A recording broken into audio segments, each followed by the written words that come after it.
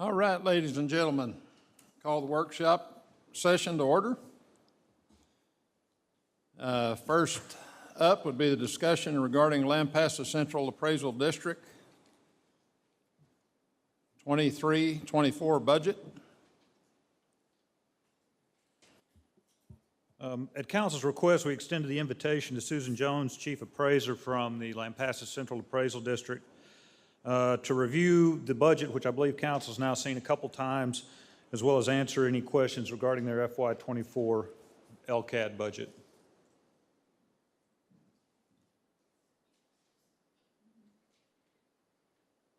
Hi there. How are y'all? Good. Good. I am here for any questions you all may have. Sorry, thank you. I can tell you our budget from last year to this year was an increase of 12.09%.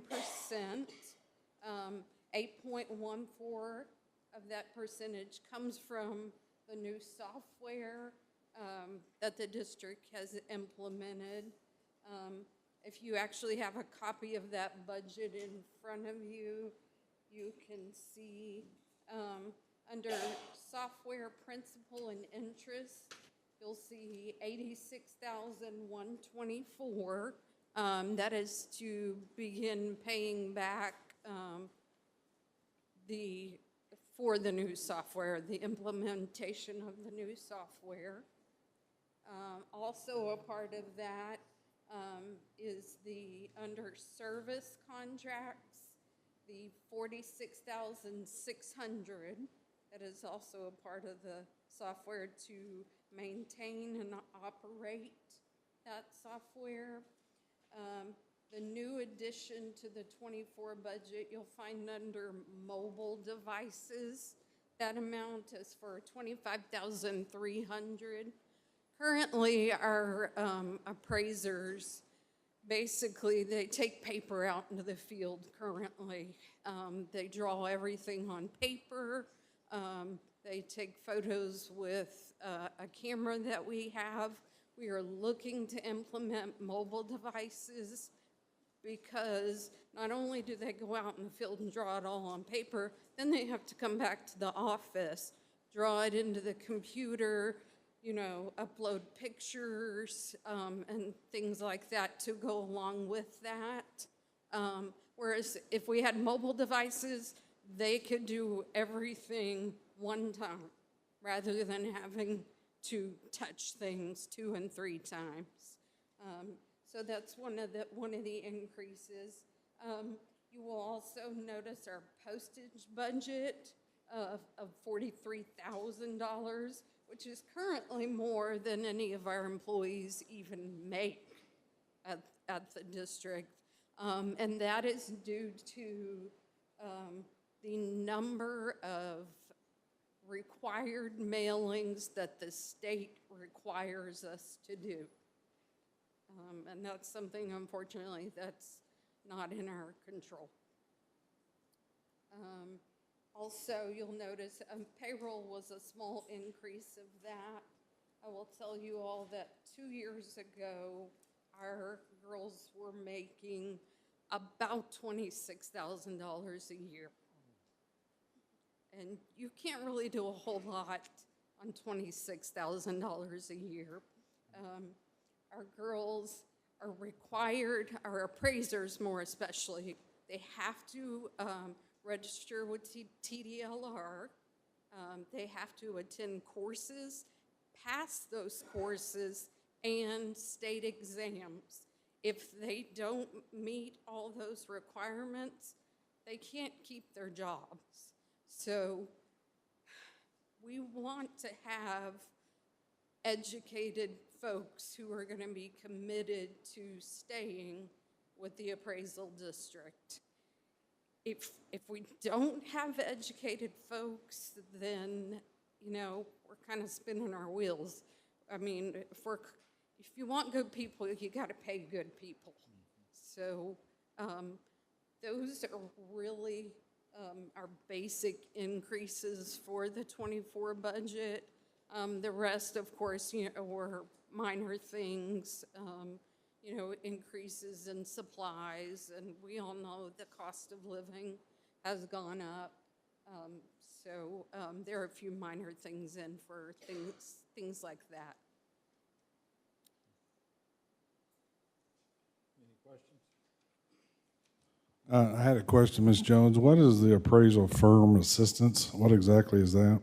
Appraisal firm assistance. Yes, it's $46,914. That has to do with Capital Appraisal Group. They do all of our industrial mineral appraisals for us. That's an outside appraisal group who does those particular type of accounts. And I will tell you, a majority of appraisal districts have an outside firm handle those type of accounts. Any questions? That's good. Thank you, Ms. Jones. Thank you.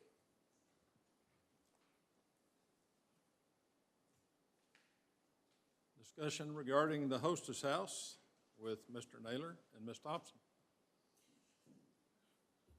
Only in agreement with the representatives for Reliance Architecture, we thought we'd take two bites out of this mine for the purposes of providing just a little bit of background.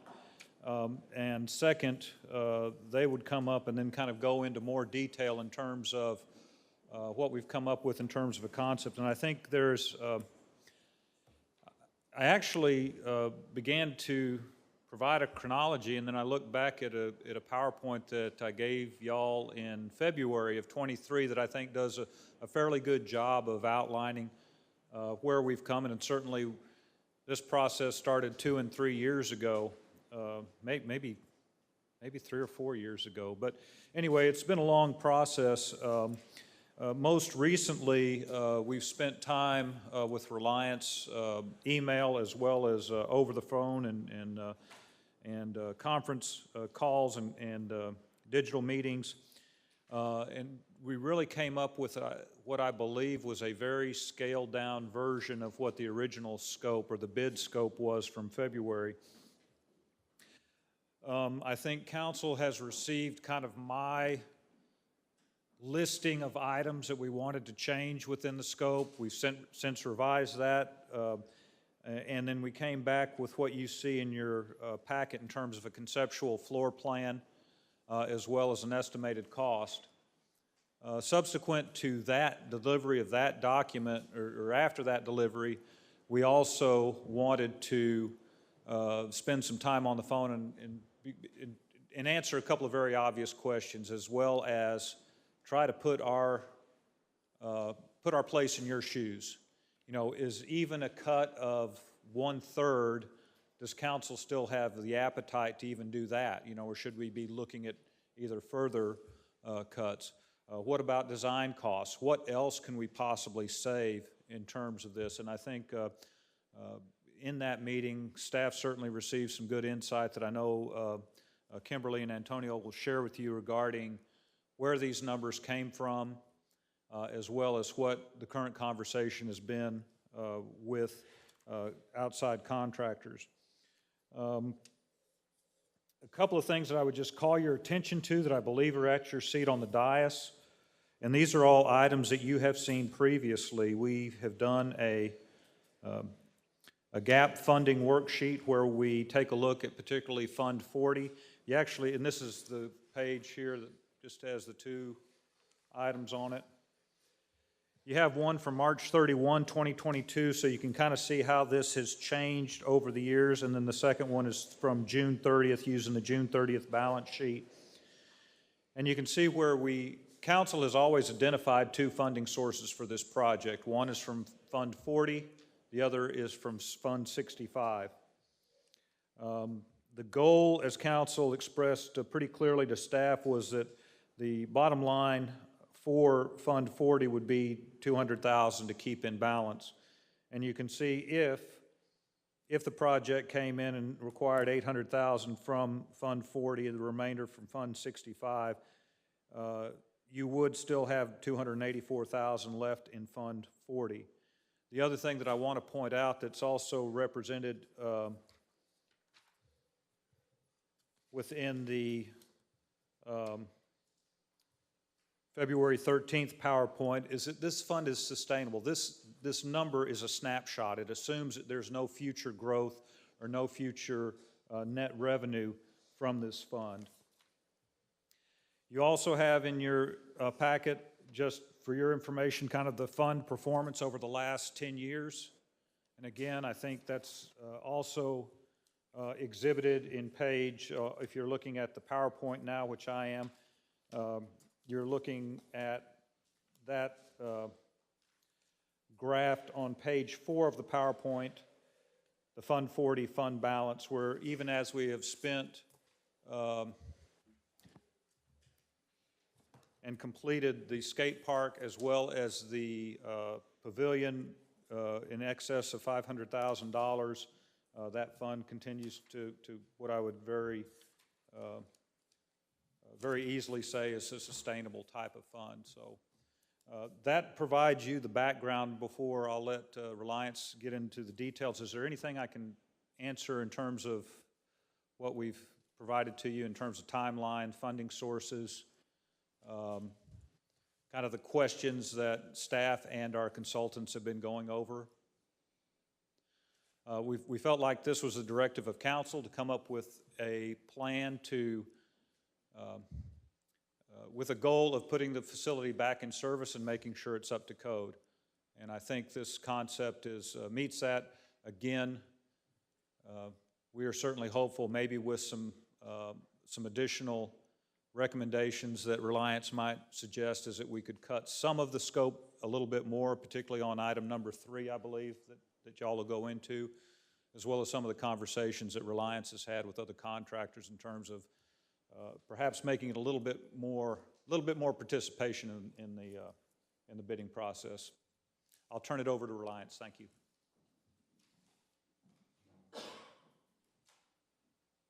Thank you. So I'll briefly go over the plan. The major cut that we made was at the addition. We had restrooms on the top and bottom, our new restrooms that we were going to put in. We no longer are doing that.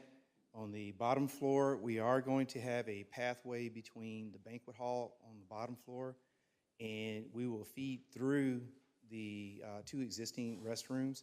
So we'll lose 1 plumbing fixture each restroom. We're going to upstairs, an area where the storage and the mechanical, we'll go ahead and we'll just build that out as 2 restrooms upstairs. And so the major cut was to reduce the addition. Now, as far as as far as other things that we're keeping in the scope, we are doing some renovation to the bottom floor at the banquet hall, and we're also doing that on the upper floor. As Finley alluded to, that's the area that we can look at. There's about $500K in minor renovation. We could look at that and really reduce that and leave the banquet hall the way it is. And instead of having that pathway that cuts through there on that bottom floor, what we can do is just leave the pathway the way it is now, so we won't even touch the restrooms. And I think between that and a few other things, we could probably zero out that number, and that would take about $500K out, roughly around there. Wow. Yeah. And now let me tell you the other part to this. If these were numbers that you had been asking me about 2 years ago, I wouldn't have said that would have been roughly $500K. But we did some analysis, and so if you could go up to the top left, the budget. These numbers that I put together, these were what we got out of the bid tabulation. And the good thing, Kimberly and I talked about that, and she put in there for them to, by division, to provide their numbers. That allowed us to really dig in and do some analysis. I was able to weigh the scope of work to, if it was minor renovation, how much went into that, if it was part of the addition, and so on. And what that allowed me to do was kind of reverse engineer and figure out roughly a square foot cost for the addition, and it was around $845 a square foot. That was what we received in those 2 bids that we got. That was back in February. Also, as far as the major renovation, it was roughly $480, almost $490 a square foot. These numbers are very high numbers, but I think in fairness to them, these areas are small areas, and we were doing a lot of plumbing and mechanical work within those areas. So that may be a part of it, but again, I do believe that those are very high numbers. But unfortunately, we've been seeing that out in the market. The only way I can explain it is it feels as though when there's a cause for the prices to go up, they go up. But then there's not a reason for them to come back down. And it seems to be what we've kind of noticed. As far as the minor renovation, around 202. So minor renovation was really just kind of repair work, a little bit of lighting, some painting, stuff like that. Very, very minor. 202 just seems like a lot of money for doing that kind of work. But my hope is that we have Is that $202 a square foot? $202 a square foot, yes, yes. And like I said, I mean, it's not exact, but it's close because I kind of basically weighed it out. We're lucky to have all these divisions broken out, and I could kind of look at our scopes of work and then weigh it. And I have a spreadsheet, you know, that I went through and did all this. But that's generally where we were coming in, based upon those bids. One thing, as Finley talked about, we did reach out again to contractors. We had some that were, you know, saying, well, we're a little busy, and it may feel a little different because one in particular is in Leander, and they said that if you can give me till September, I have some people shaking loose, and I think we can do something. So I just talked to them on the way up here. They said they are going to go ahead and put a number in. And they're one of the guys that I would say when I ask them a question and they tell me they're going to do something, they're going to do it. I can't say it for everybody, but they're very good about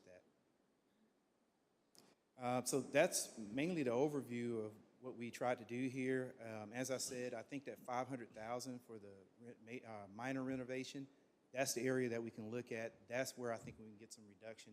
So let's kind of keep that in our hip pocket, and that's the thing that we can look at once we get the bids back. And if we have somebody that's close enough to these numbers or below, then we can negotiate it there.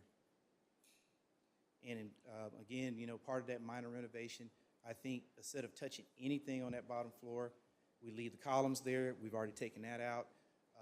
We do not have that passage from the banquet hall to the, if you go down. Yep, so that passage that we show right now, we wouldn't do that. That means we don't have to touch any plumbing. We don't have any repair work there. That's going to reduce the cost. And you just keep the same circulation you have now. You come out the banquet hall, walk down the balcony, and then you go back in another door, porch, yeah. So, do you have anything to add on that? I would just say at least this a smaller addition, you still get the elevator, which I know is a Yep. huge concern for you guys, and meeting the minimum code requirements. You know, we had added some additional scope, you know, storage, some additional restrooms, which are a wish, but they're not necessarily code minimum requirements. So this gets you down to meeting all of the minimum And code. as far as the kitchen, we haven't changed that at all. Yeah. So we still have that in there. I'd say we are able to give you the custodial both upstairs and downstairs. You don't have custodial upstairs. That's going to help a lot. And you have the restrooms upstairs. So it accomplishes a lot of the stuff. It's just that you won't have the two brand new restrooms. We were trying to get you more capacity than what you had currently for restrooms, and that would have been good. We still have the storage spaces, and that's the same thing that we've shown you before. We were going to actually make the banquet halls larger, so that's what we were trying to accomplish in the first one. Now we'll just leave them the size that they are. With the Excel file. Absolutely, yes. Yeah, the Excel file. It's the Excel file in there. Yeah. And it's going to look like Greek because it's The a bunch of numbers. analysis. The second tab at the bottom. Yep, there it goes. And if you scroll to the right, So, yep, perfect. yep. So what's on the left side there, and you see one of the contractors, their numbers, that's broken out from top to bottom by the different divisions. And so what I did is I just averaged out their bids. And then I weighed that across the entire project, the way we would normally do it when we're looking at a new project. We try to figure out how much weight of cost we're going to put into mechanical, how much we're going to put into finishes, all that, of a typical job like this. And then I sorted it out between the major, minor, and major, minor, and addition. And then for each of the scopes, I just basically broke them out there, and you see the percentages. So like I said, it's just a bunch, it's a lot of numbers on there, but we tried to reverse engineer as best as possible to come up with what these square footage costs look like from the bids. And I can tell you, we had in Kennedale, I did a concession restroom building. We had 5 people turn in. Out of the 5, most of them were around about $900 a square foot on that, but we did have somebody that turned in a bid at $500 a square foot. So there are still contractors out there that are holding some numbers and can do a little bit more, but it seems to be generally a lot of people for buildings that have, they're standalone buildings, they're high, you know, you have a high volume of mechanical, plumbing, and that kind of stuff in there. That seems to be kind of the going rate. I guess I'm trying to understand why the high, because they can? I mean, because they can? Because it doesn't it didn't cost You're that. asking me to Yeah. answer that for you, Yeah. and I would love to answer that. I'm just telling you what I'm seeing. Yeah, and that did happen in that bid that we had up there in Kennedale, Yeah. where we did see a contractor turn in some numbers that were closer to what I would have expected. And we had 4 others that didn't. And they were lumped pretty close together. So typically when you see them lumped close together, that's the market. So I can only say that that's what the market is showing us. I wish it wasn't. It's a good saying, like to, you know, drop off, that we can maybe get that 500 down on the minor renovations, but kind of was thinking we were going to see deep, like the spreadsheet that's right here. I don't know what this means. I know. That's why I knew we put it up, but I know. The only thing I can tell you is the way that we went about the analysis. And we basically took their bid numbers, and they had it broken out by division. And then we took that and averaged that to come up with the numbers stacked on top of each other. And I know from past projects, the weight of mechanical to finishes to other things that are in the project. And I broke it out from there. And then I also know from the scopes of work that we put in there, how much of that should have gone toward the addition, how much of it should have go toward the major renovations, and how much would go to the minor renovations. Major renovation is when we were taking down walls. We had to come back and put new walls in, mechanical and all that, yeah. So you feel very confident, or y'all feel very confident that that number could get cut Based down? upon the bids that we got before, that these numbers are close to what they were for the square footage cost, yes. So you think we could maybe come in at like 1.6 or so, is what we're thinking now? If we get a bidder, much like I'm hoping that happens with the one that's in Leander, that does the same thing as the one that came in Kennedale, I think we'll see these numbers lower, and we could probably do everything that's on here and may have a little room. Because if I remember correctly, and correct me if I'm wrong, I think we came in on these numbers, the bottom line was about 1.8 to $2 million. And that's Right, the bottom line now is about 2.1 based upon those numbers that we got back in February. okay. This scope of work that I showed you would be a bottom line of 2.1 million, total project, turnkey, everything. So we're But I'm saying 500,000, I think, could come out of it if we looked at the minor renovation and reducing that further. But I would say, let's not do that now. Let's wait, get the bids, and then if we have somebody closer to the numbers we're looking for, then we negotiate it with them and quote-unquote value engineer, but really reduce the scope is what we would look at doing. Mayor, I might make a couple of comments just as a reminder, and I think Councilmember Hernandez is not here tonight, but he did attend one of the workshop sessions on this, and he talked about contractors' ability to make money on certain types of project. You might be able to make the same amount of money on something that's less sophisticated than this. One of the goals that we had is to take some of the tedious parts and the things that complicated the project in terms of the add alternates, some of that out of it, so there's no add alternates in here. Completely eliminated the add alternates, and he's correct. We try not to do that, but we were really trying to fit as much as we could in for you. But if you can eliminate alternates, sometimes it does scare contractors, and not having that there, they know they can go in, work their number, it's one number. You're not shopping and looking for different numbers for anything else. You can get a tighter number. The other thing, just to remind you, is that these estimates, and correct me if I'm wrong, Kimberly and Antonio, but these estimates are based on the two quotes we received, the two bids we received in February, and we knew that there was some uncertainty in certain divisions in those quotes. So we're hopeful a simplified project maybe would result in more participation as well as better, closer numbers. Is that? Yep, that's true. If you could pull up that spreadsheet, if you just looked at the bid tabulation from back then, go back all the way to the left, and you see their numbers as they're stacked there. There's some big differences in some of their numbers. Yeah, I mean, so that'd be the two left columns with the numbers. No, I'm sorry, back to the left. I'm just showing what came in the bid tabulation. So you see HTS and RKJ, and you start looking between their numbers, and you can see some really big deviations. Yeah. So, I mean, Kimberly, you actually talked to them, and there were, some things that they said, but. They admitted to guessing. And that's really what we think happened here. If they couldn't get a sub to give a number, they just plugged a number in. Hoping that it's high enough that they can cover it.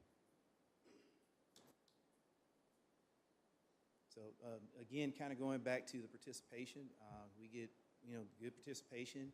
We've streamlined what we're doing. We're not going to ask them to do this breakout on this one.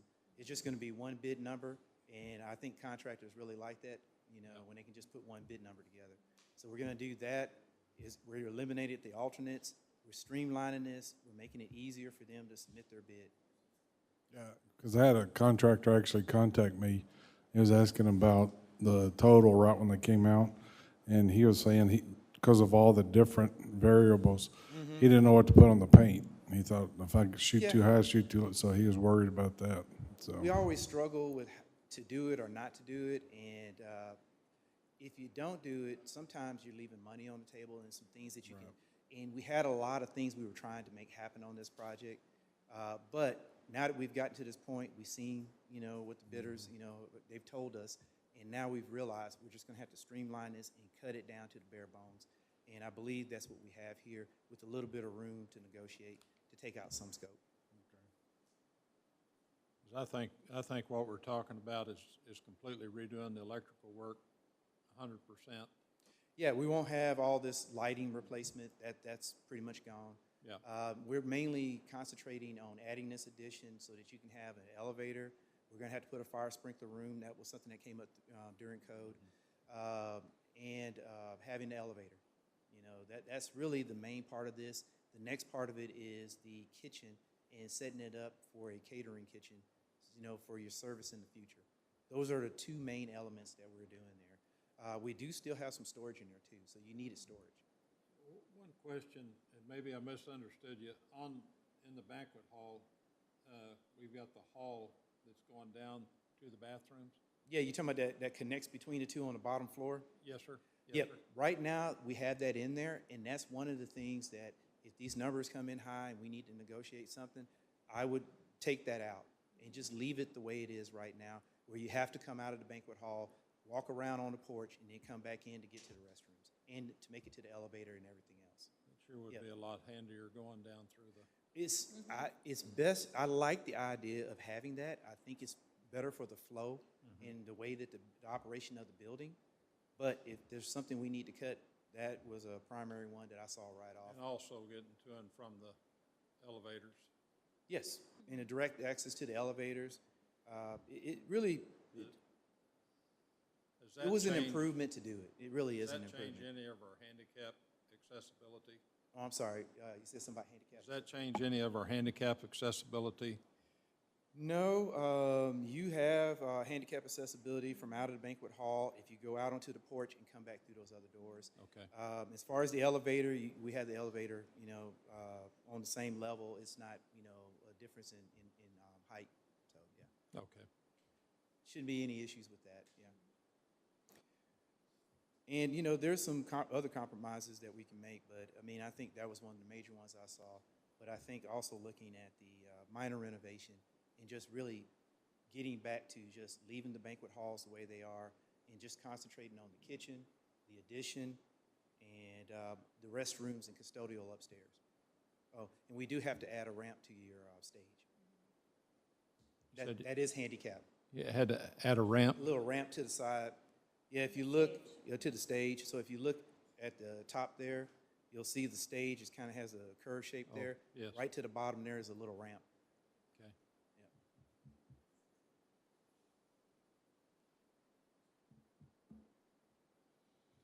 Any questions? You guys have any questions? All right, Mr. Naylor, thank you. All right. Thank you. Well, thank you.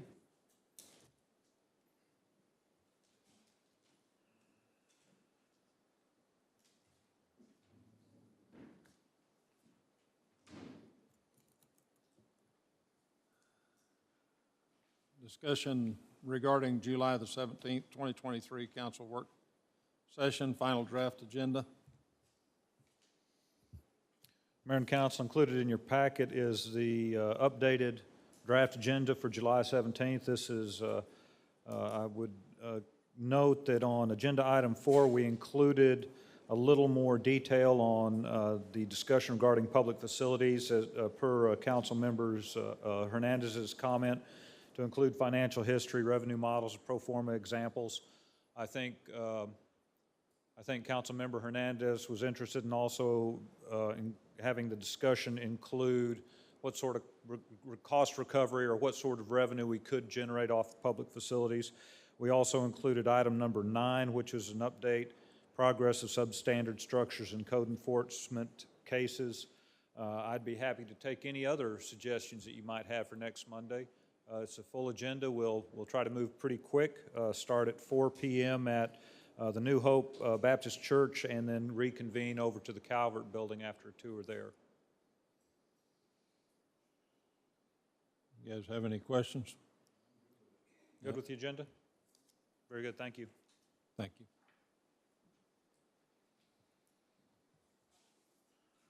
Discussion regarding 2023-24 budget update. Mayor and Council, we intended to provide you a fairly brief update about the work that staff has been undertaking on the FY24 budget.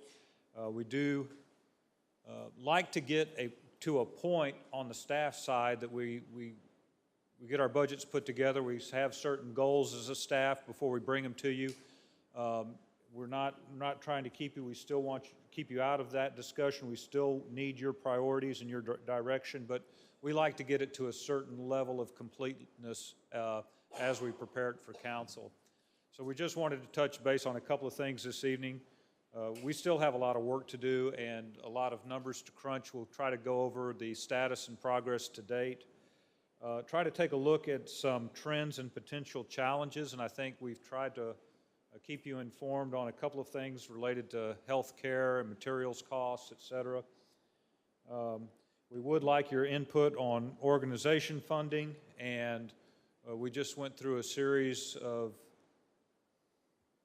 maybe 8 presentations from various groups in the city, and would like your input on that. And normally we will hold back on that until we get a clear picture from council. You don't have to provide that input tonight, but rest assured that we'll be asking you or making sure that you validate that inclusion into the budget once we get to that point. Also take a look very quickly at fund balances. I actually look at the fund balance report that I gave you, I think it was in April, for April 30, was very close to what I've given you, so rather than recreate that report for June 30, I left that one in there. Timelines and departmental presentations. We'll give you some proposed meeting times and dates and maybe departmental presentations, et cetera.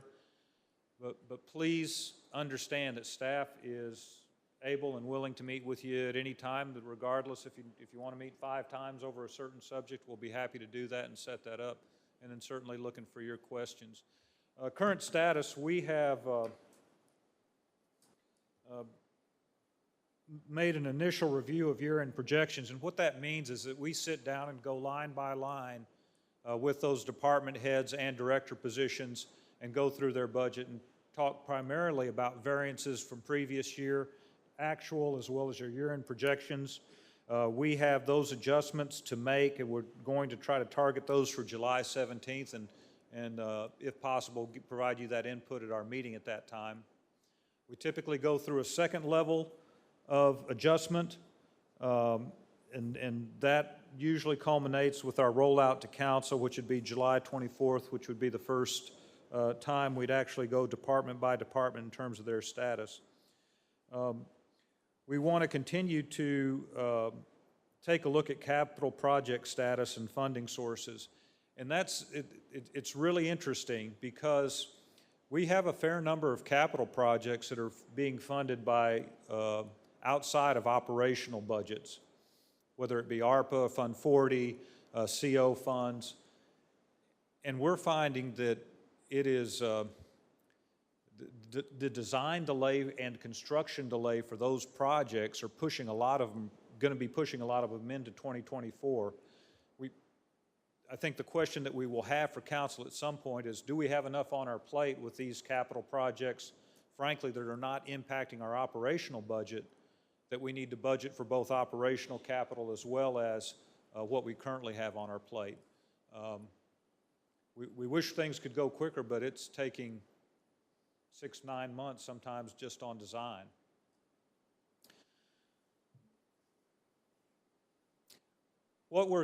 Some things that we're really looking hard at, healthcare costs, and I think we've provided council some input on that.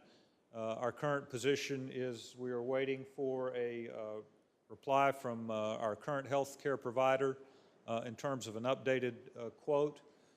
We are hopeful, we were hopeful that that rate could be impacted positively by performance in April and May.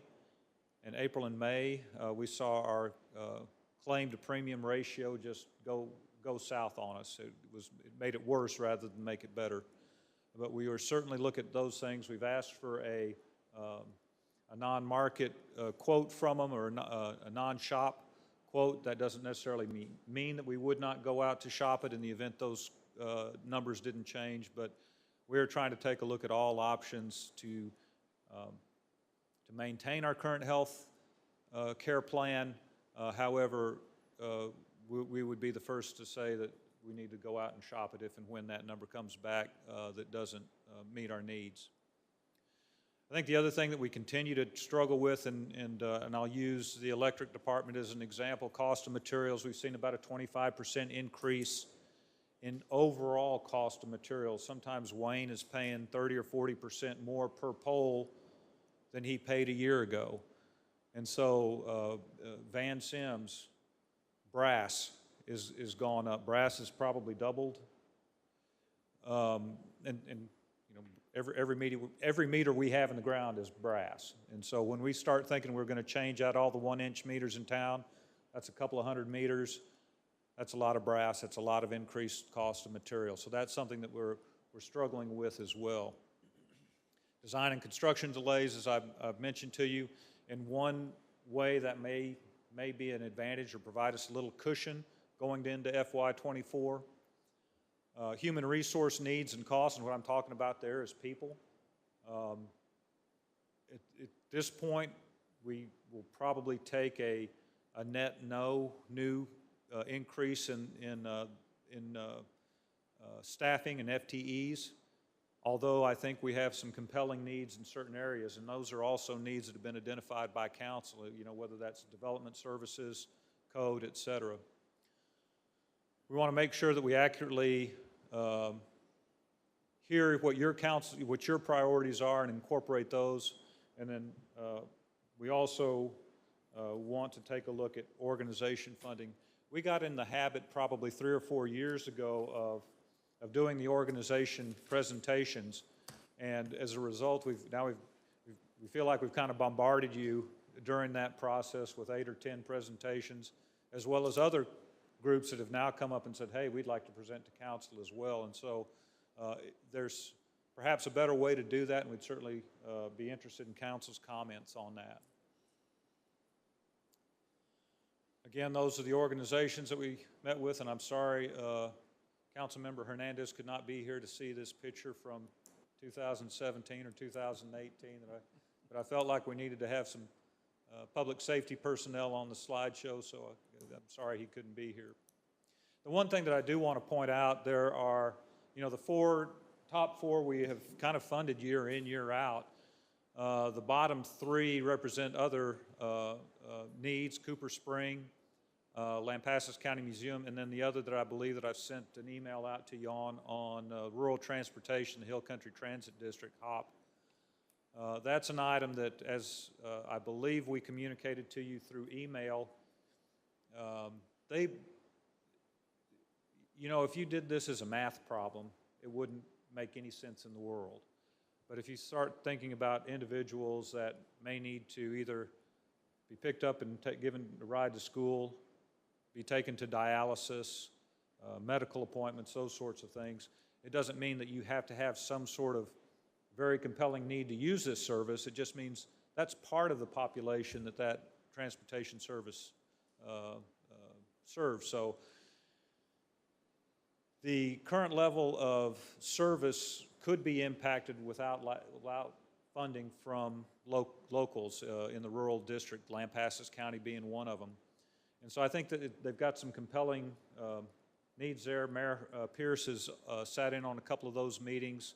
The previous mayor, Mayor Monroe, was on their rural transportation committee, and I think that's something that if council has an interest, I think it's certainly worthy of a look anyway. But Mayor, I'd defer to you on any comments you might make. That's a tough one. I mean, I hear exactly what you're saying, and they do provide a great service, and I think it'd be worth us talking about it amongst ourselves and talking with staff and just kind of getting your input on it. We'll keep it on the list to discuss and deliberate on. Yes, sir. Is the county, because I know one time they were debating on whether or not to keep the funding. I don't know if they'd shut that down. I know, I believe they are going to try to maintain the funding for it. Okay. So that the services will not be diminished. Okay. And there's some counties that frankly, and I forgot, was it Milam County? Maybe not Mills. Mills County had a tough time, even being able to support it at its current level, so they'll probably have services cut. Has anything come back from the ISD? Nothing, nor do I expect anything to come back from the ISD. And I think that was discussed in the meeting. They have trouble, with justifying the transportation that they're currently providing plus that. So, yep. But I can't speak for the school district either. Okay. Fund balances, like I said, these are generally, this is from the balance sheets on 430.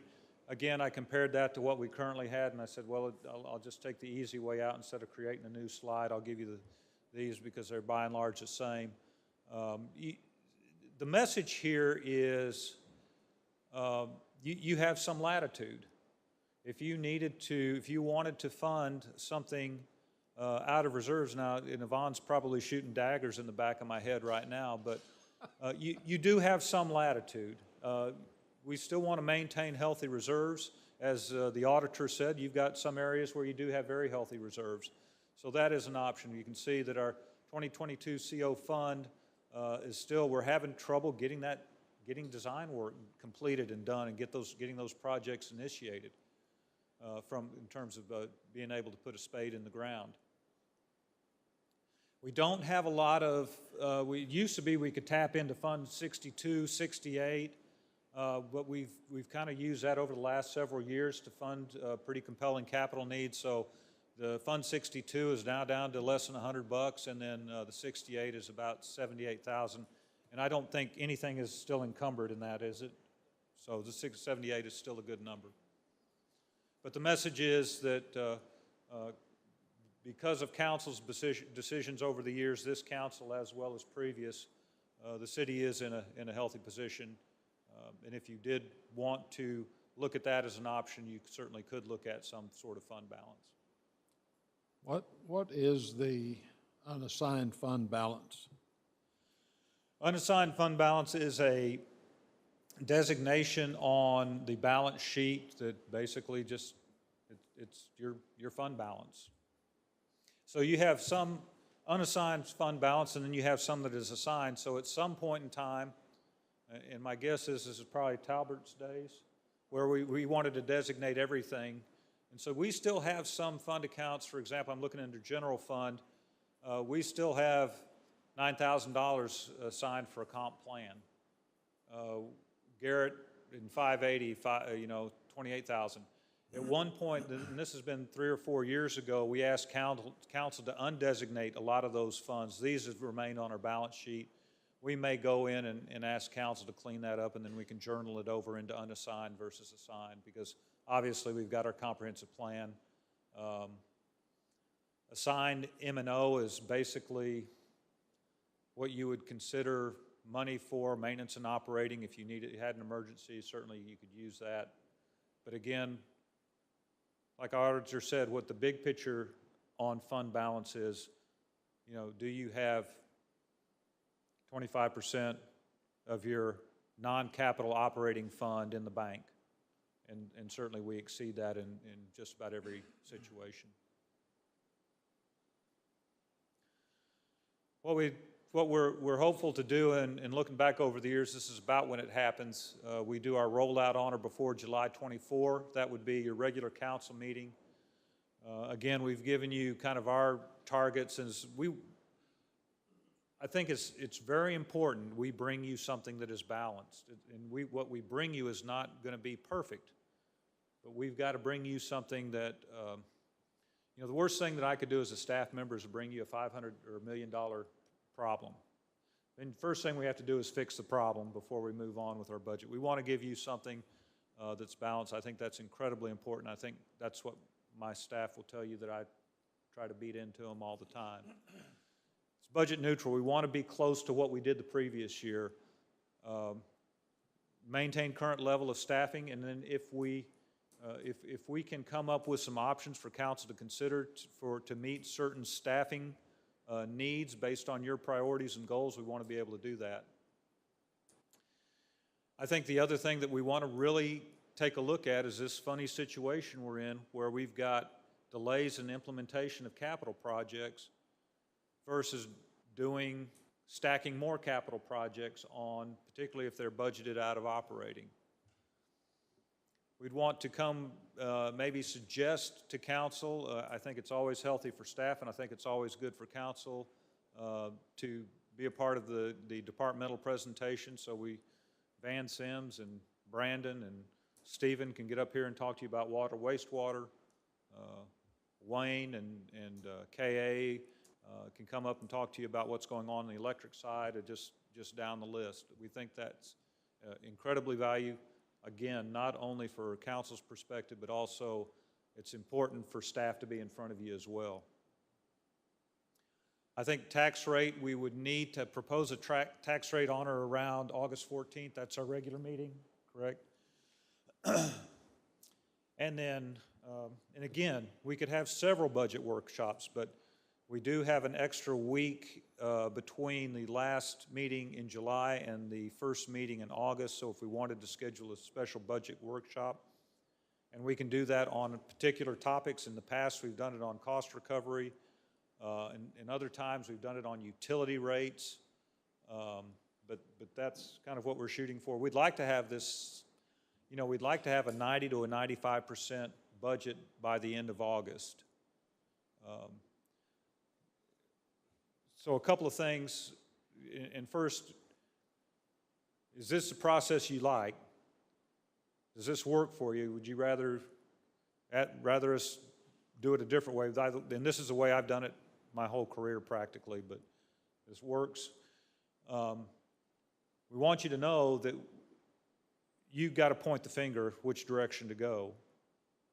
And at any time, if we need to have a special meeting, or a special called meeting or anything like that to talk about generally budgets or specifically about certain components of the budget, staff is prepared to schedule those and be prepared for those meetings.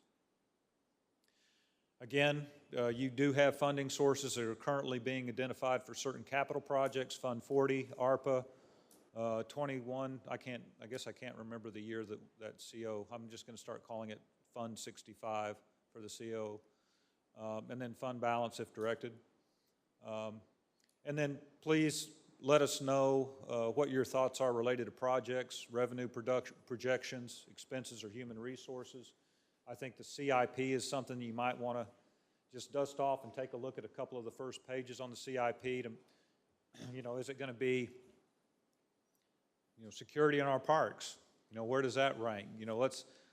We can get into this and sometimes we forget what was on the CIP, but, Hostess House was a high priority, security in parks. And there might be a few other things that we'd want to talk about or make sure are included, but this is intended as an update, but although it's just an update, I'm certainly interested in the direction council might provide.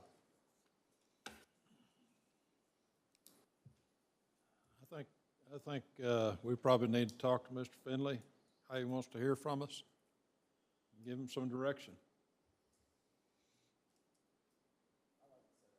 Like it? Good? I personally like the setup, being new to the council, kind of all that we do with, but I have confidence in you to begin with, and I think that the direction that we're headed is a good direction. I appreciate that. Thank you. Is this a time to set that meeting for August the, what'd you say, 21st? That'll be no, that's August 21st. We don't have to set the meeting for August 21st yet.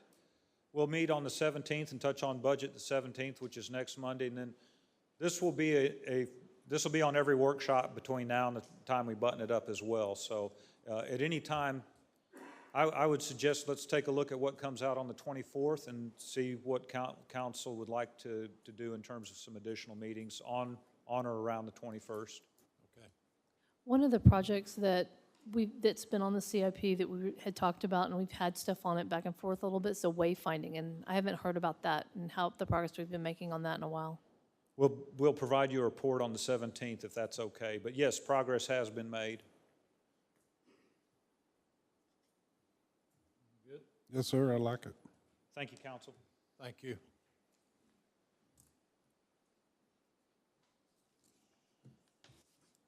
Chief Smith, regarding the solar eclipse event and overall budget. Good evening, council. It's good to see all of y'all this evening. This item is placed on the agenda of the workshop, basically to allow y'all to have some input and some discussion. Let's review where we've been and where we are now. I think you've got some information back there, and I've got a little bit of notes in here from where we originally planned back in the beginning of May. We came at you with an estimated budget for this to be around $182,000. Since that time, we've lowered it down to $158,000. A couple of the changes in there, we've had some increases in what our costs were going to be for portable restrooms. We've had some decreases in costs, and that was for the traffic management plan that the assistant city manager put together. That came in way under what he expected. Not that we saved money there, but it did help us look a little bit better when we dropped down to $150,000 on that. We've secured a couple of these items that did not change at all. We've got the fencing taken care of. We've got the radios taken care of. That traffic management plan for the city, we have that taken care of. The two things that we lack on this is going to be the portable sanitary bathrooms and then also the parking at the 580 Sports Complex and the management group for that.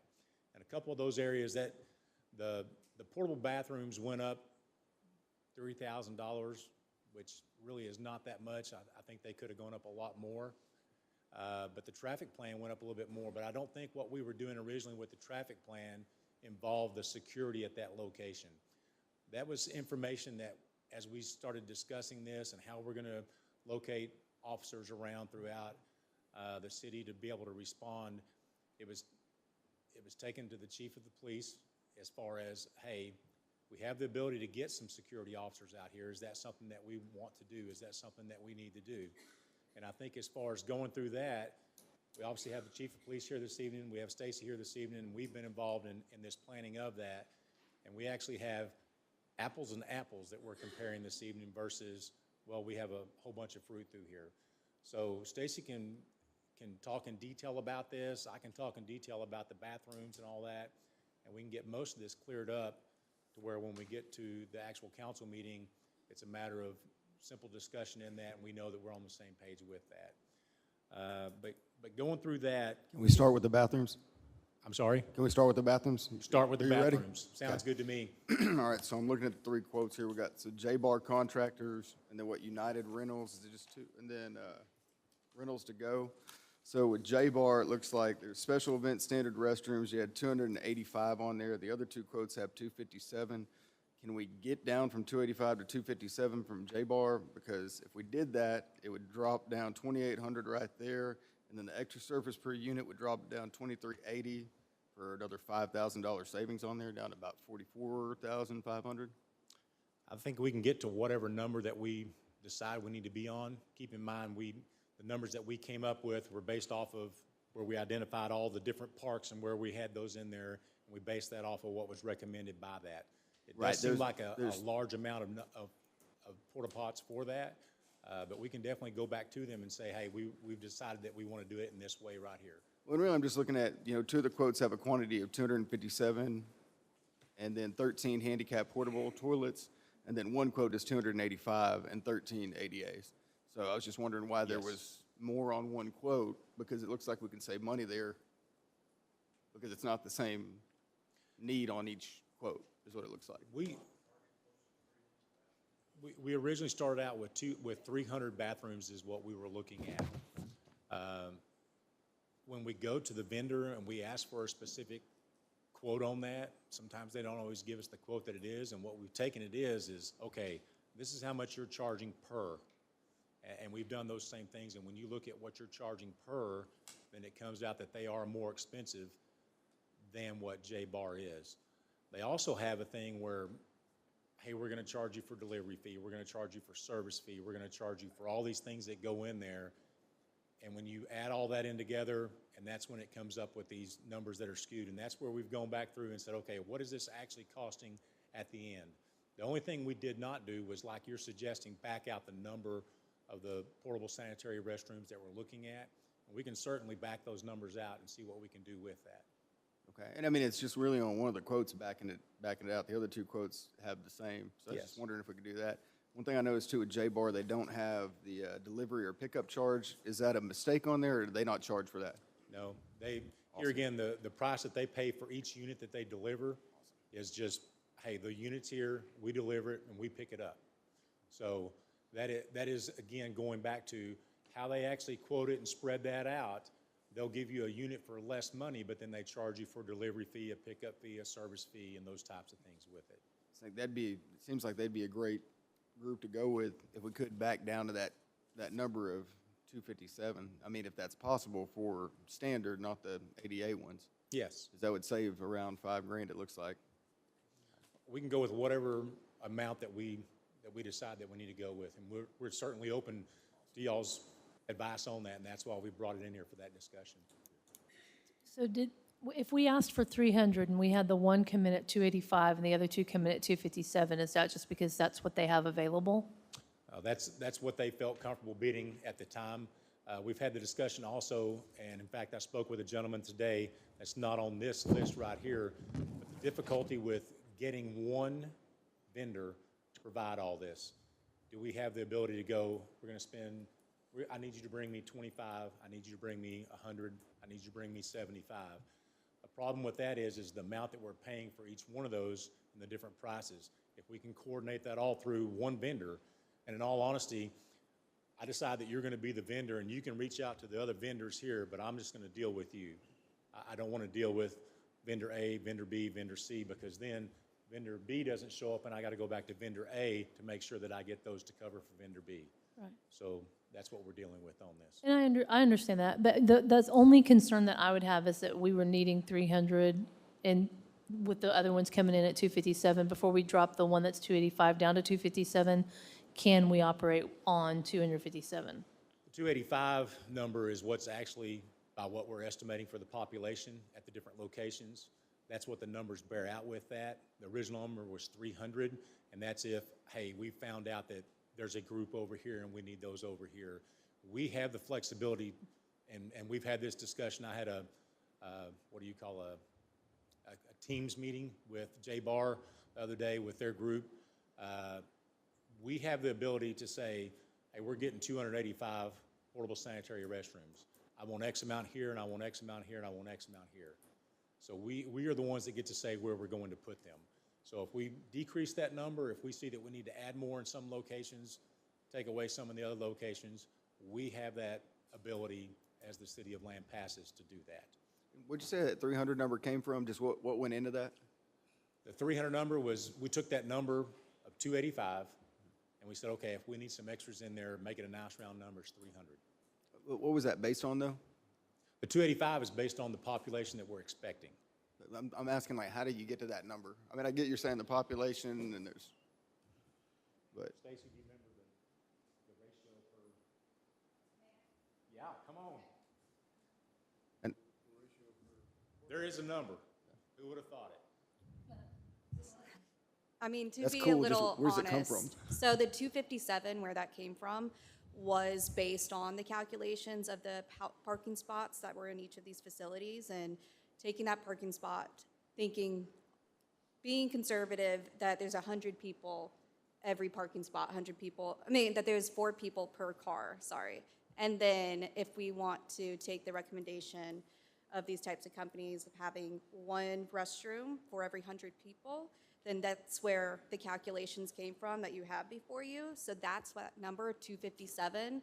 But then in regards to talking with other facilities around here, such as churches, and then if we need extra, then our base number that we were really striving for was 300. That would be awesome, so we could have extras to give around town just in case we need it.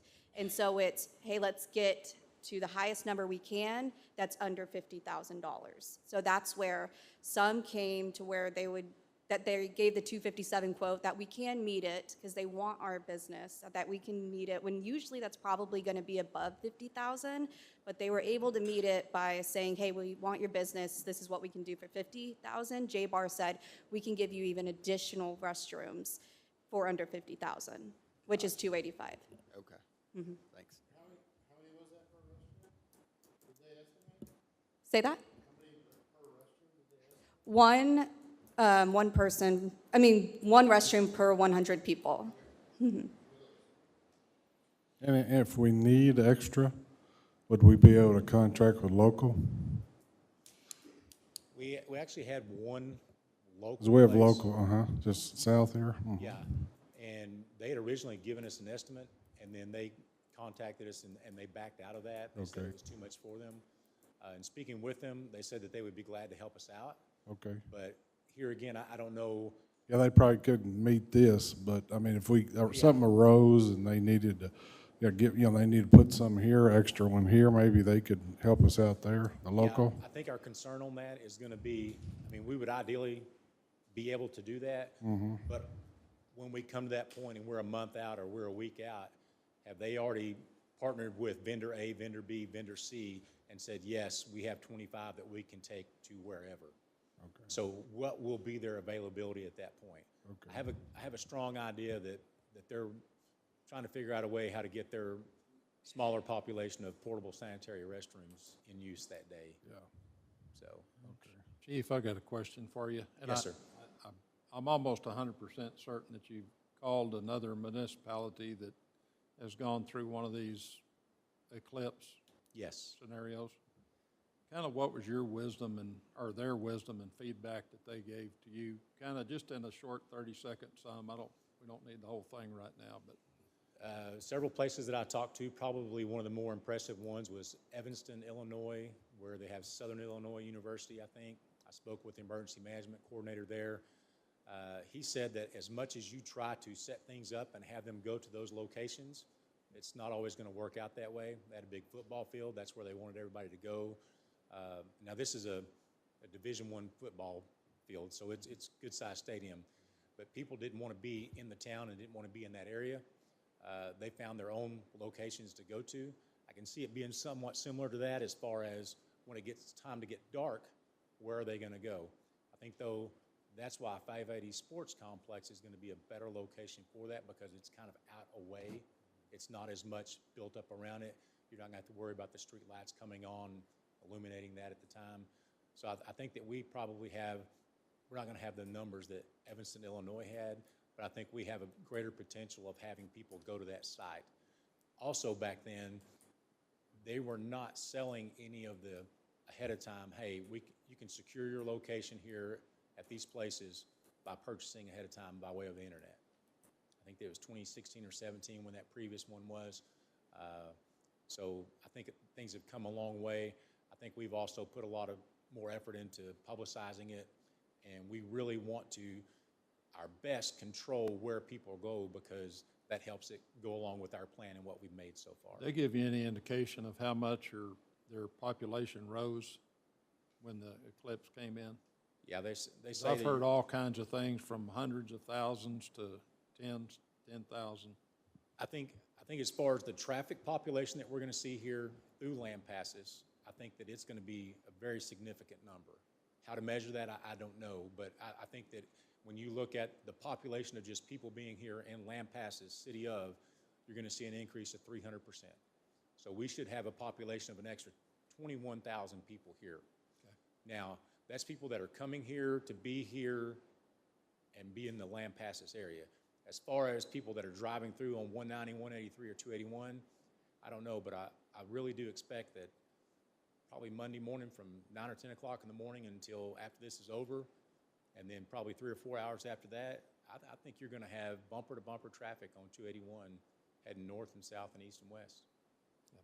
So. Okay. Just had a quick check, too. Stacy, a second ago you said that the estimated number of restrooms per 100 people was just 1 per 100 people, is that right? That's the recommendation, but based on, because they're not going to be able to service it as frequently as at a regular event, they'd be able to service it more frequently, so we times it by 2, so that it's kind of taking care of that, so we have additional, because there's going to be less capability of servicing, possibly. But if you do want to do it 1 in every 100 people, that's certainly something that we can explore, but that was the logic in that.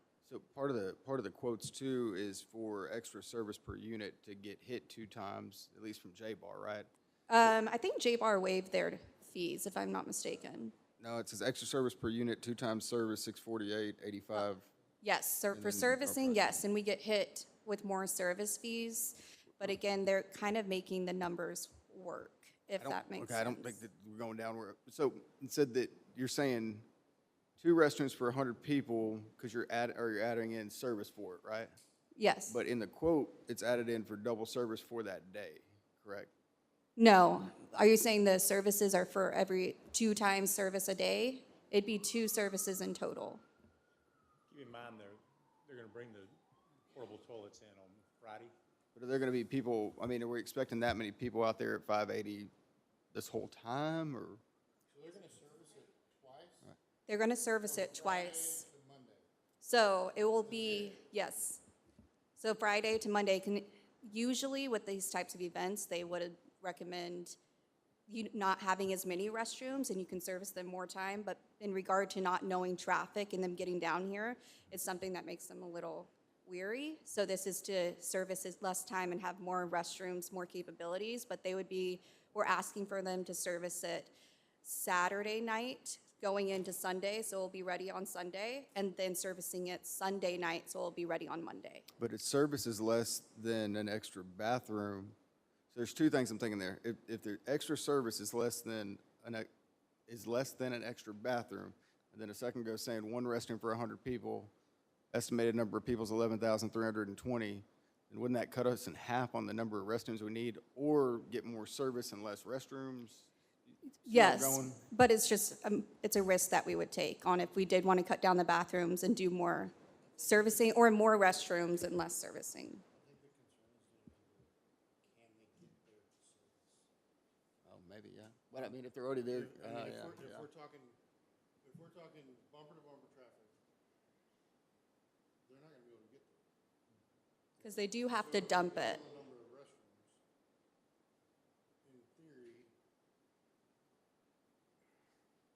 that's a hard one. We've gone back and forth a lot. To be honest with you, I think we're underestimating. I really do. I think like we talked about last time, we're spending way too much, but. I think we're spending a lot of money, but I think we're underestimating. I'm really concerned about the private individuals that are gonna have people on their property, and then they're gonna wanna use the restroom somewhere, and it's gonna be ours.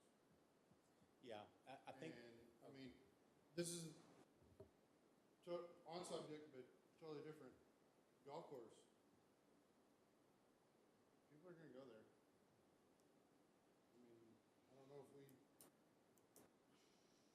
don't see it. A lot of folks are gonna be out That there might counting be too. another spot that we might need some. In the parking lot, I mean, Yeah.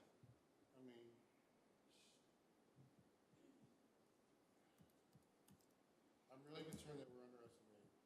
I'm concerned that it's a lot of money also. I agree. The difficult thing of this, and this is, again, why we wanted to come here and talk through this, the amount of planning that we've done with this and how many times we've talked around it, and this is how we've kind of come to these numbers and come to this area right here. It's all speculative. Oh, yeah. If we spend all the money and nobody shows up, then everybody's like, yeah, you spent all that money and nobody showed up. If we don't spend the money and everybody shows up, we were ill prepared. And here again, that is why, you know, we are seeking y'all's input on this. We want you to say, hey, this is the direction that we want you to go. We feel confident in what we put together. We feel like we've done our due diligence in this. I guess my concern is everybody shows up and brings their cousin. That's my concern, Yeah. and we're not prepared for that. So what happens though? What's the worst case scenario? I mean, truly, like, what's the worst case scenario if we are not prepared with not enough restrooms? Glad we have trees. It's not gonna get cleaned enough. The ones that we rent? How many porta potties have you been to at music festivals and stuff like that? I mean, you know what I mean? Nothing good. Yeah, right. That, we're not talking about a fancy bathroom. It's, I know. Yeah. You know, this is a hard one because in all the things that I do and I present to you, I always think what is best for the citizens of Lampasas. Everything that I do revolves around the citizens of Lampasas. And this is the hard one for that because this is not for the citizens of Lampasas necessarily. What we started out planning on this was, you know, from the beginning, we looked at the logistics of public safety and how we're going to respond to the needs of the citizens of Lampasas that day. We've done the town hall meetings and we've informed the citizenry of Lampasas how best that we think they're going to deal with this on that day. But now we're going to this area here, and we heard loud from a group that said, hey, look, if we're not preparing these things, people in the citizens of Lampasas are going to get a bad name. The citizens of Lampasas are going to think, wow, are we not doing these things? So, like I said, it is a very subjective thing, and we're more than willing to do the direction that you tell us to go. So that's why, you know, it's hard to put these numbers together and come up and even remember what all of you are doing and how you get to all right, this but stuff. let's keep on going through them rather than Okay. talking about it being a tough deal. Another thing is we're talking about here on the solar eclipse 2024 total budget, it went up actually to 158,817, but right here on the one we're looking at, we're at 102,378. So where did the other 56,000 come from? Which one are we looking at? Or did we get it down from 158 to 102? We got it down to 158. Awesome. We were at 180 something. But like I said, the big part of that was we had a $34,000 between the traffic incident management plan that we have for closing streets down and barricades and all that. We were able to put that together. Perfect. Okay. And then I guess I'd like to talk, since we're talking about this anyway at 580, I want to talk more about the traffic control because I see now that there's going to be a request for 23,000 again, and it looks like just the numbers, the amount of services was just increased after questions last time to what was originally asked for. So I guess I want some explanation on that. Oh, yeah. And that's where we've come back again and here again met with the chief of police to discuss these numbers and what it would help if we're expecting 10,000 people out there, if we're expecting 8,000, 6,000 people out there, how they're going to respond to that. So Stacy can answer those numbers. Chief of police can answer those numbers also and why we are where we are at. Thank you, Chief Smith. So the reason the budget went up from the last time is because it said 5 a.m. to 3 p.m., so they extended 2 hours, so it went up by 2,800. But in regard to last time, I wanted to kind of touch on what I presented last time. That was 3 different quotes, one from AWP, Texas Traffic and Barricades, Central Texas Valet. The way that this kind of worked when presenting the quotes is when soliciting them, they look at the site, 580, sent them the information about the site, how many expected people were thinking, a little bit about the solar eclipse, and they took a look at it, and it's under their recommendation of what they thought, how many parking guides they needed, and equipment as well. And then when we kind of talked with Chief on whether we should have security guards, because that was an option, and Chief recommended, yes, the highest they recommend, let's kind of put that into the quote, which was 12 for Central Texas Valet. Some of the others did smaller amounts of security guards. So the first quotes that I presented was their recommendation while looking at the site. So that's why they came back with different various packages on how many parking guides they recommend, how many security guides. Guards. So whenever I presented it at the last board meeting, the numbers were a little all over the place, or it was hard to compare it because it was based on their recommendation. And then I presented that Central Texas Valet might be the best one because they do have that experience, and I hold stronger weight to their recommendation. But when I went back and kind of put the numbers together to make it equal, it looked like Central Texas Valet did come with a comparable quote. AWP was actually more expensive, and Texas Traffic and Barricades and Central Texas Valet only kind of differed by $1,000. And again, kind of back to AWP, Texas Traffic and Barricades, they are traffic management companies. They do a lot more of street closures and providing the barricades and equipment for those types of things. And if they're doing, say, a marathon, then they're guiding the people, but they're not necessarily doing parking management. A lot of that is in regard, they usually set those facilities up where there's parking garages, such as in Austin, or they do a lot of them over at Formula One track. And so that's where a lot of their experience comes from. Central Texas Valet, they train their guards, make sure that they go through a lot of training, and then they also are trained in handling money. So they're the only company that will take credit cards and processing. And we talked to next week, and we're hoping to have some internet out there, cell service, so that we'll be able to take those payments. So in regard to that, they're used to that. The other companies, AWP and Texas Traffic and Barricades, they don't specialize in taking payments from the cars, or they're just more in regard to directing traffic or getting a traffic engineer to determine what streets should be closed down. But it doesn't look like we need to close down any streets but over by 580, especially since with Ryan's quote that he presented with the traffic management, it's going to include a temporary stoplight signal. So be able to help manage those cars in and out of there, but we don't need to close down any roads. So this is going to be, it's going to include 10 guards, 12 security guards, and then including a traffic control manager who, this is his gig, he's going to be able to. So you're talking about, Yeah. so Central Texas Valet is the only one. That we recommend. Can I finish my question? Yeah, sorry. Okay. Central Texas Valet is the only one that actually takes card payments? Yes. Okay, so are there not other companies, and these other two companies you're saying are deficient compared to Central Texas Valet? So are there not other ones out there that are close to Central Texas Valet so we can see proper, if you don't think the other two are proper, then why are we even talking about them?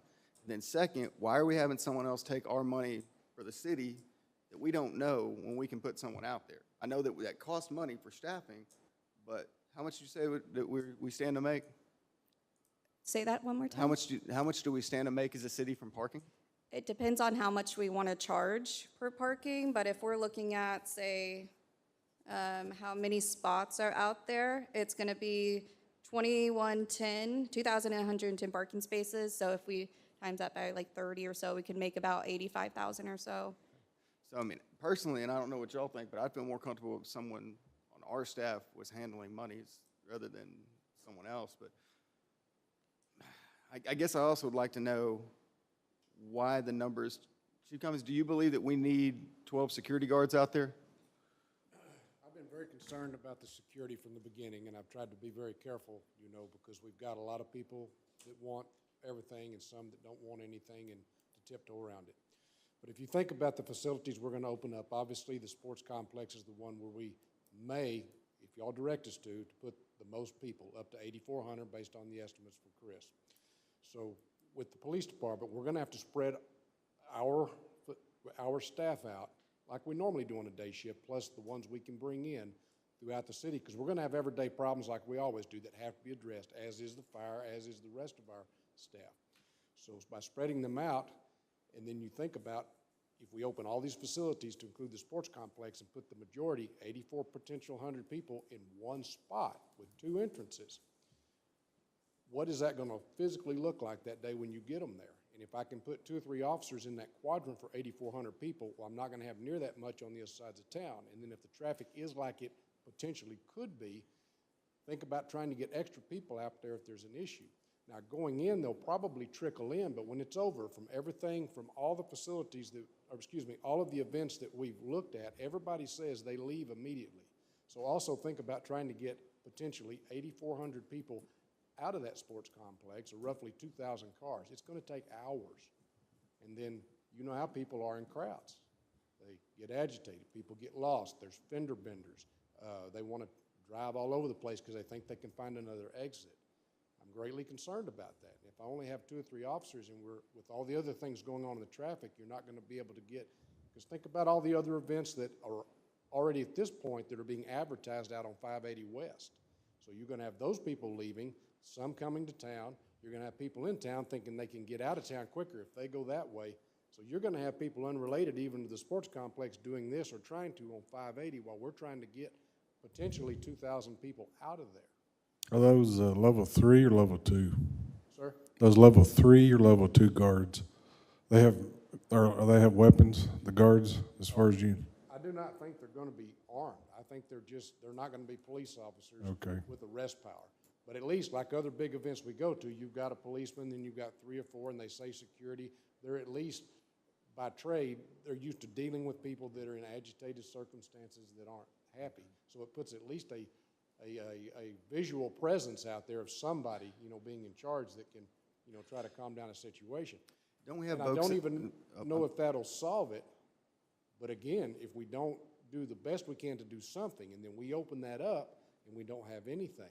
Don't we have citizens that volunteer, the volunteer organization through our police department? Or how would they be utilized during the eclipse? Well, that we don't have specifically, though I'm sure. We've got about a 10 right now with our Citizens Police Academy Alumni Association that would be more willing to assist. But I don't think any of them in a position right now to provide like security, though they might assist in other ways, and they'd be more than willing to.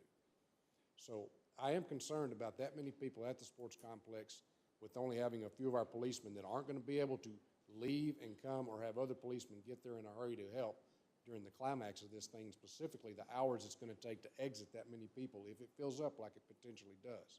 And I do think we need people there visually that say security, spread out, that it can at least provide a visual presence and hopefully some calm to the situation and help everybody that got to find the restrooms and they're upset because they can't get out and now they're driving and then there's a fender bender. I could go on, but that's, and I don't mean to be a doomsday, but if we open it up, we're responsible for doing something, and I don't know what else we can do other than that right there to do our best. And if y'all have got ideas or directions, we're open, because we've talked about this until, you know, we're blue in the face, just trying to make sure we're doing all we can and bringing to y'all all the recommendations we can, because, you know, ultimately we're responsible.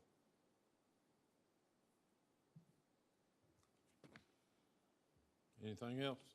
I mean, I'd have to, I guess, think about it more, but just feel like that there's other options that might be more economically viable than spending that much for security. I'm not saying not having security out there, of course not, but I don't know, that's just my thought. Off the top of your head, can you think of something? Yeah, I think that maybe we can source it ourselves. With security? Well, no, I mean, but I'm sure there's other private security folks out there. I mean, there's tons of folks that work security. I mean, most officers from different towns, don't they also contract out to do security jobs for CPS, for events, like maybe someplace that is not in the middle of the eclipse? Well, you know, officers. Like PBS, call Austin, and because you've got this line of sight people that's going to be there. Right. Get people coming in from the other parts of the state, and because it's a public road. Just because I'm looking at these different quotes here, and so just like AWP, for example, first one for 4 security guards and 8 parking guides was right over 16,000, 16,140. So you add 8 security guards to that and 2 parking guides, and it goes up over $14,000.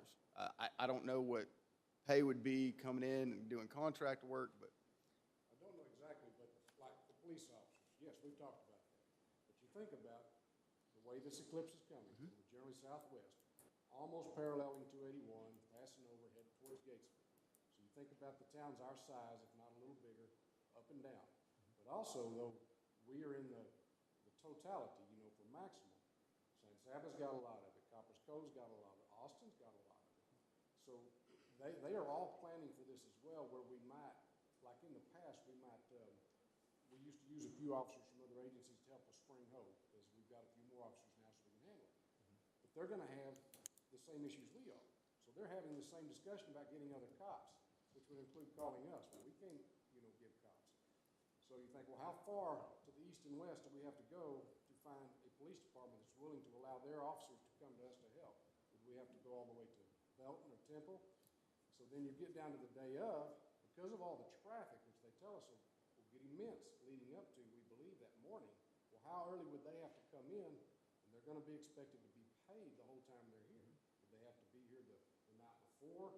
And then again, with the hours of getting everybody out of town, in particular sports complexes, which we're talking about, how long would they have to stay before they themselves could be finished and then driving home? I don't know. It's not an exact, but we've had that conversation. What is that rate? Because I know it's, if you get a TCO certified cop, what is that rate normally? We could say, our general rate is 35 an hour for Okay, okay.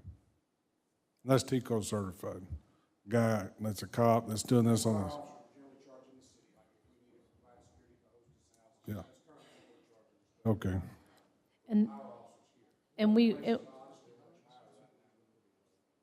And we would need them to come in the night before, so you're talking basically like 24 hours times $35 an hour. It's not an exact, but if the traffic is immense, as we're being indicated, it may be from the places we've talked to before. To make sure, and I don't think that we can take a chance and not make sure, then, if I was gonna try to encourage officers to come, they would have to come from a distance, because those around us are having the same issues. And then we would have to make sure here they're plenty early, and then it's gonna be plenty late before they can leave. So you're almost talking, just off the top of my head, getting here at 5 in the morning, staying all day and not leaving until somewhere around midnight.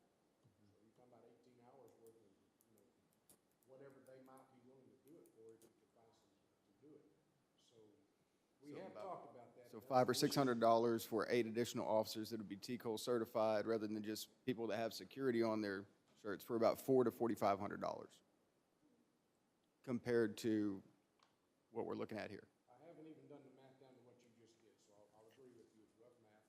If we could get them, to do that and come, and at their agency to allow them, because it's all at the discretion of Right. their agencies, their policies, and their chief. This isn't busting chops, I hope you know. I'm just like trying to prepare us for, in the event that we do go spend too much money on this, but also making sure that we're well equipped here. I mean, not just writing checks. Not bothering me. What you're doing right now out loud is what we've been doing for a year and a half behind Right. closed doors, trying to figure out what to present to y'all and everybody else. I wish we had an apple to apple, but, one thing, I don't think I've said this out loud in front of council, but I've said it many times. You think about this going up and down 281, and you think about all the towns generally our size up and down here that are trying to figure this out. Now, we can go look at some of the places like Chief Smith has mentioned, and I don't know if you're gonna find one exactly like this, because there's gonna be a ton of people no matter what. But how many of them are gonna come from Austin, and they're gonna come this way, they're gonna go to Vernon, they're gonna go to Marble Falls, or if some of them just gonna stay there? Whereas if you had a town out by itself, let's say Abilene, for instance, a large town of 100,000 with no other cities our size that close like we are to these other cities our size, how would that affect? Everybody's gonna come to that one in the middle from lands beyond, but how many of them are gonna spread out up and down this corridor? We just don't know. And if we get to that point and we open up facilities we hadn't prepared, we may spend a lot of money, and there may be some people twiddling thumbs. I don't think they all will, but, because there's gonna be a lot of people, it's just how much and what is a lot. And, we're trying our hardest, but it's just, we can't compare it exactly. is something that's happened in the past that's set up just like us. With these many state highways coming into this populated area that's close to these other I understand what you're saying, Chief. I get what you're saying. But, I mean, another thing is like, if we went for maybe a smaller bid on the parking here, I mean, aren't there there's security companies out there that just provide security rather than getting wrapped up into a quote for parking companies? If I may, so I can certainly do that and look into private security. But looking at, whenever I was at the city of Round Rock, I did special event permitting and looking at what the rates were then. And a lot of the time, if you're going to hire a security officer, you're going to be paying double what they're paying, or at least time and a half or so. So if we're getting paid $35 an hour, if it's double, that's about $70 an hour for a security guard. And right Talking now, about TCOL certified, not just like a security company, like a private security company. sure. Okay. And I can keep looking into that, but maybe you're right. Maybe Because these folks would not probably be licensed peace officers that are, I would not. That's imagine, correct. or would they, are And they? I can look into it. Right now, Central Texas Valet is charging $70 an hour. Texas Traffic and Barricades is doing $75 an hour per security guard. I'd definitely like to know. AWP is doing $130 per Because hour. if those guys aren't licensed, then Yeah, and I can look into that if you'd like. Yeah. I think we'll need to look at, like your line of thinking, some TCO certified, because of that big a number, you're not able to cover it.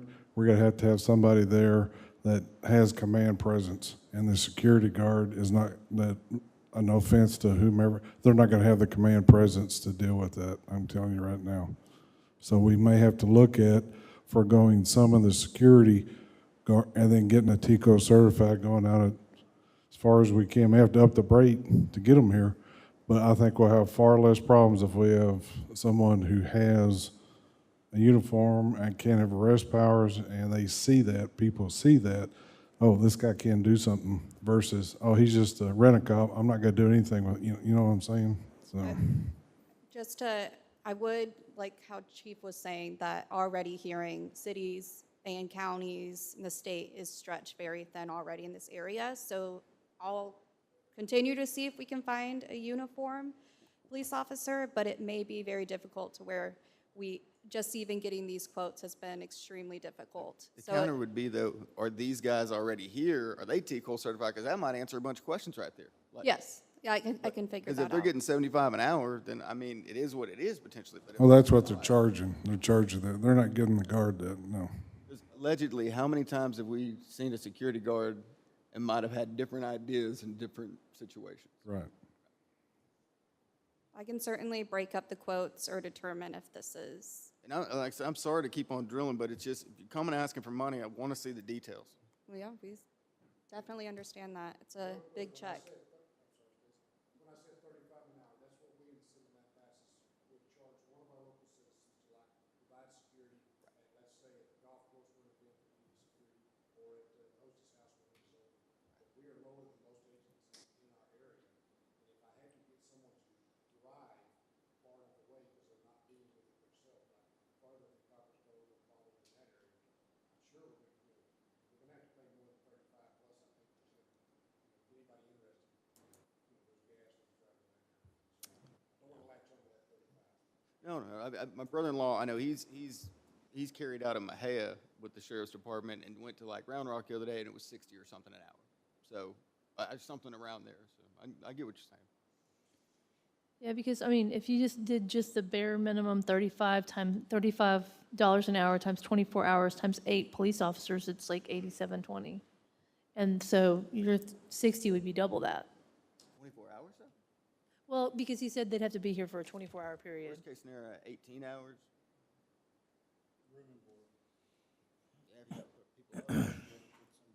Chief, both chiefs, thank you. Good discussion. I'm going to make a motion to adjourn our workshop. I've got to go find a porta potty. All this talk about porta pots. Are you guys good with that? He's making his own, I'll second.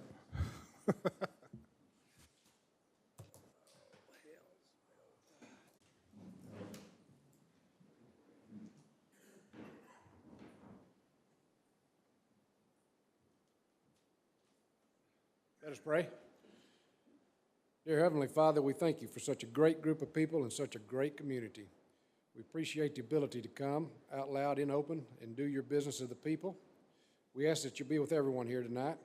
Let us be able to exchange our information and ideas, and that good decisions be made for the benefit of everybody. We ask that you be with us in safety, and forgive us of our sins, and watch over us till we can meet again. In Jesus' name, amen. Amen. Join me in the pledge.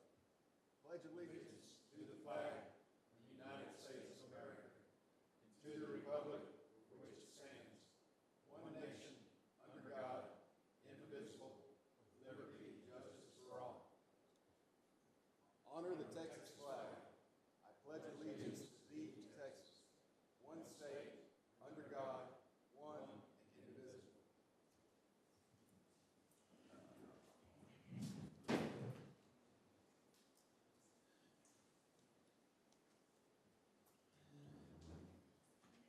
We have the honor this evening to designate the month of July 2023 as First Responders Month. And I will read the proclamation, and I'll ask Tim Heffley and Jim Lindenman to come down after I read the proclamation. And the council will come down with me, and we'll present this to you guys. Whereas first responders provide a vital public service, and whereas the members of the Hill Country 100 Club, in partnership with the City of Lampasas, would like to recognize all the brave men and women that serve our community as first responders. And whereas the City of Lampasas encourages all citizens to take the time to thank those who serve full-time and for those who volunteer their time to make a difference in this community. And whereas first responders are generally the first on the scene, take the time to get to know those who serve the community, and whereas this month to ensure your property is easily accessible, clear of any potential danger, well lit, with house numbers highly visible, and whereas join organizations like the Hill Country 100, whose goal is to support our first responders through financial support and their families if they were killed or injured in the line of duty. And whereas to provide recognition for first responders at their annual budget, support those who want a future as a first responder through their scholarship program, which is made possible by membership, fees, and donations. Therefore, I, Herb Pierce, Mayor, City of Lampasas, Texas, in recognition with the Lampasas City Council, declare July First Responders Month in the City of Lampasas.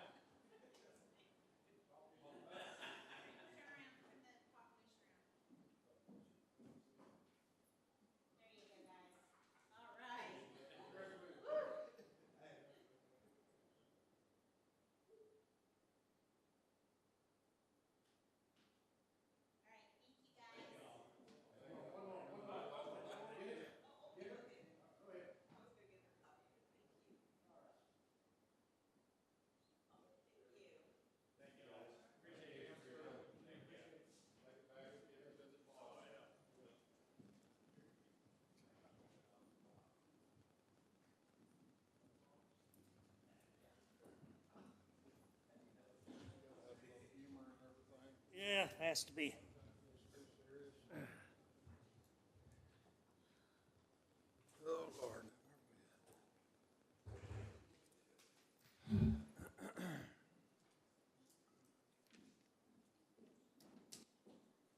Public citizens hearing comments. Citizens, any citizen who desires to address the city council on a matter not included on the agenda may do so at this time. The city council may not deliberate on items presented under this agenda. Ms. Alice? Hi, how are y'all? Good. Christy Allison again. I'm here to address the lap swim fees. And I know this feels like I'm beating a dead horse, but I feel like it's really important. And I was not able to be here at the last meeting. I was on vacation, but I did watch the video, and I was, well, to say I was disappointed is a little bit of an understatement. But I'll tell you why. It's because with the fee set at $40 a month, a lot of people are not participating. But I do believe that if we all get on board with why we are doing lap swim in the first place, that we could maybe reconsider it, at a later date. So lap swimming is not for me. I mean, I don't go every time. It's not for the 8 to 12 people that do it. I mean, they participate, but to me, it's a program for the community. It promotes health and wellness. It's for anybody who may need to do rehab in the water. That's a time they could go. It's not logical to go when the pools are crowded. It's for any guests that you may have visit your house, any family members, any friends that come into town that enjoy swimming. It's for anybody visiting Lampasas. So anybody that comes to Lampasas, I mean, I don't know about you, I don't know what your interests are, but when I go to visit a town, I'm looking for a swimming pool, I'm looking for a mountain bike trail, and a good place to eat, right? Some people come to Lampasas just to play golf. So when people come to Lampasas, they want to know what is a point of interest for them. And for me, the lap swimming is a point of interest. And it's something that should be celebrated and advertised and encouraged for people, not just the 8 to 12 people that are currently using it. I mean, we have been trying to get this program going for years, and I felt like we got it going, and then all of a sudden, when we had a change in manager, things got confusing, and it just kind of, it feels like we're starting all over again. But that's okay, because, I think it's worth fighting for. I think it's worth fighting for everybody, and, not everybody's into it, but a good amount of people are, and it matters. And our pool, like I've said, is one of the best places I've ever swam laps, okay? I have a friend I've mentioned that comes from the Marble Falls area because she loves our pool. She said she's a world traveler. She absolutely loves to swim here. Unfortunately, with $40 a month, if she comes 3 times a month, that's not cost efficient. I mean, she's driving an hour to get here. So it doesn't help her. Another problem is because of the hours of the pool, the lap swim was set from 11 to 12. And it was set from 11 to 12 because that's when the guards get there to set up anyway. So they were already there so they could watch us. It kind of like double duty thing, right? Well, a lot of people work 11 to 12. So it's Thursday, Friday, Saturday, Sunday. Well, for me and my husband, I may go Thursday and Friday if we share a punch pass, and he can enjoy it Saturday and Sunday, right? If we can share a punch pass.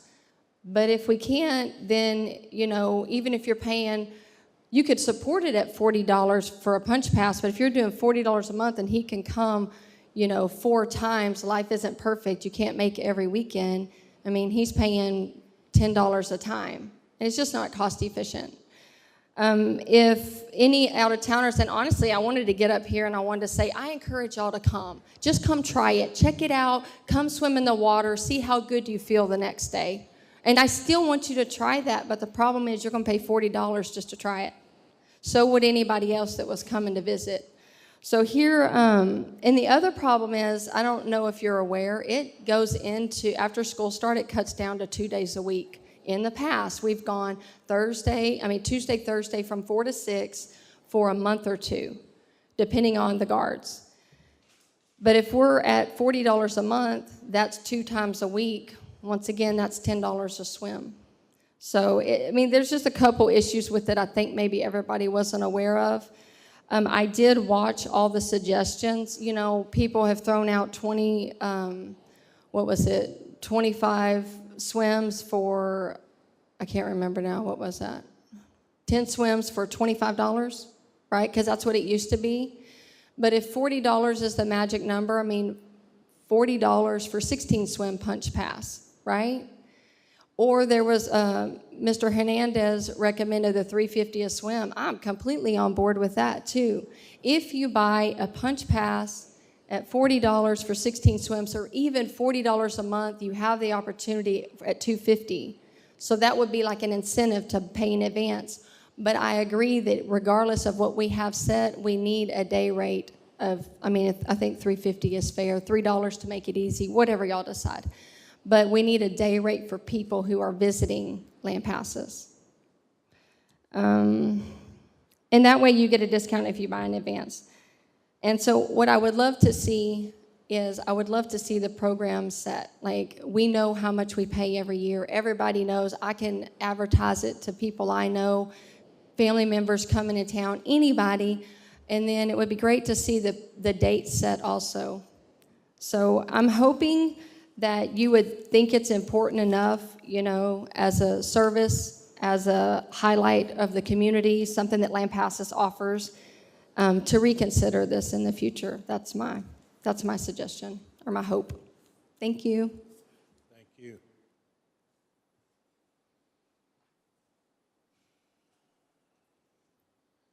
Is there any citizen here that wishes to address the city council on a matter that is included on the agenda? May do so at this time, and there is none. 2.0, minutes. Discussion and possible action concerning the approval of minutes on the regular meeting held on June 26, 2023.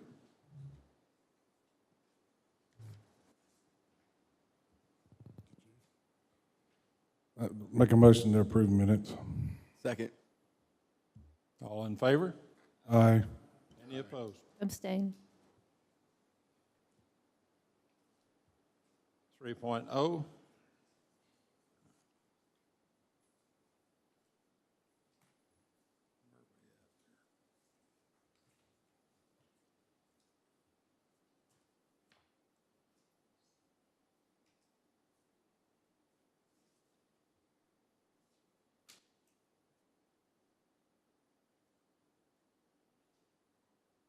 let's see. I don't see any. Can you come help me a little bit? Oh, all those, okay. All of those. I got you, okay. Discussion and possible action regarding the purchases and charges in excess of $4,000 from June 1st, 2023 to June 30th of 2023. Discussion and possible action regarding the May 2023 investment report.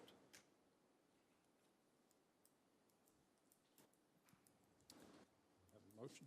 I move to accept the consent agenda as read. Second. Any discussion? All in favor? Aye. All opposed?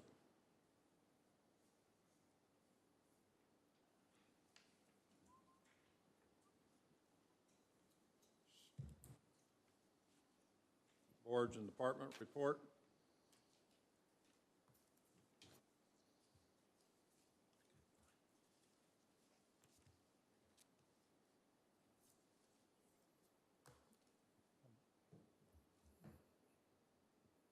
Ready for the city managers? Boards and department. Where is my? I'm 5. You're 5? Do we not have any reports, board or department reports? Okay. No. Are we going 5.1?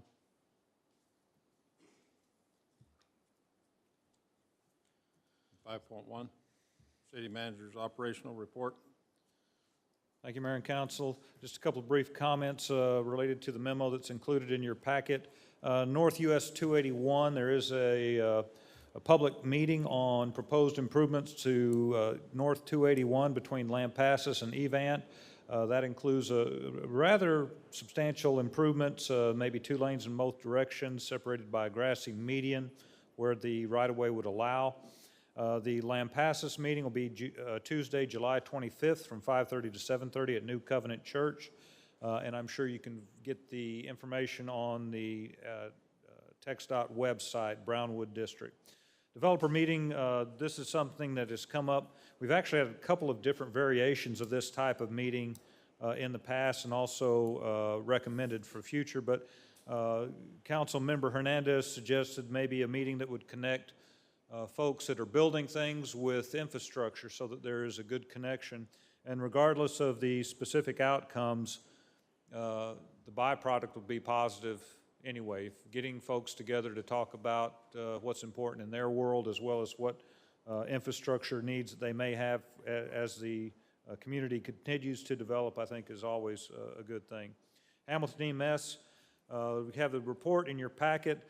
For the month of June, there were 136 calls in the city of Lampasas, which represented 46% of the calls in Lampasas County.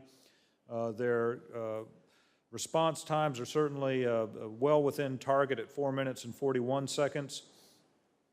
Central Texas Water Supply Corp., this is something we had reported to you previously regarding their consideration of increases not only in a surcharge but also in their capital contribution.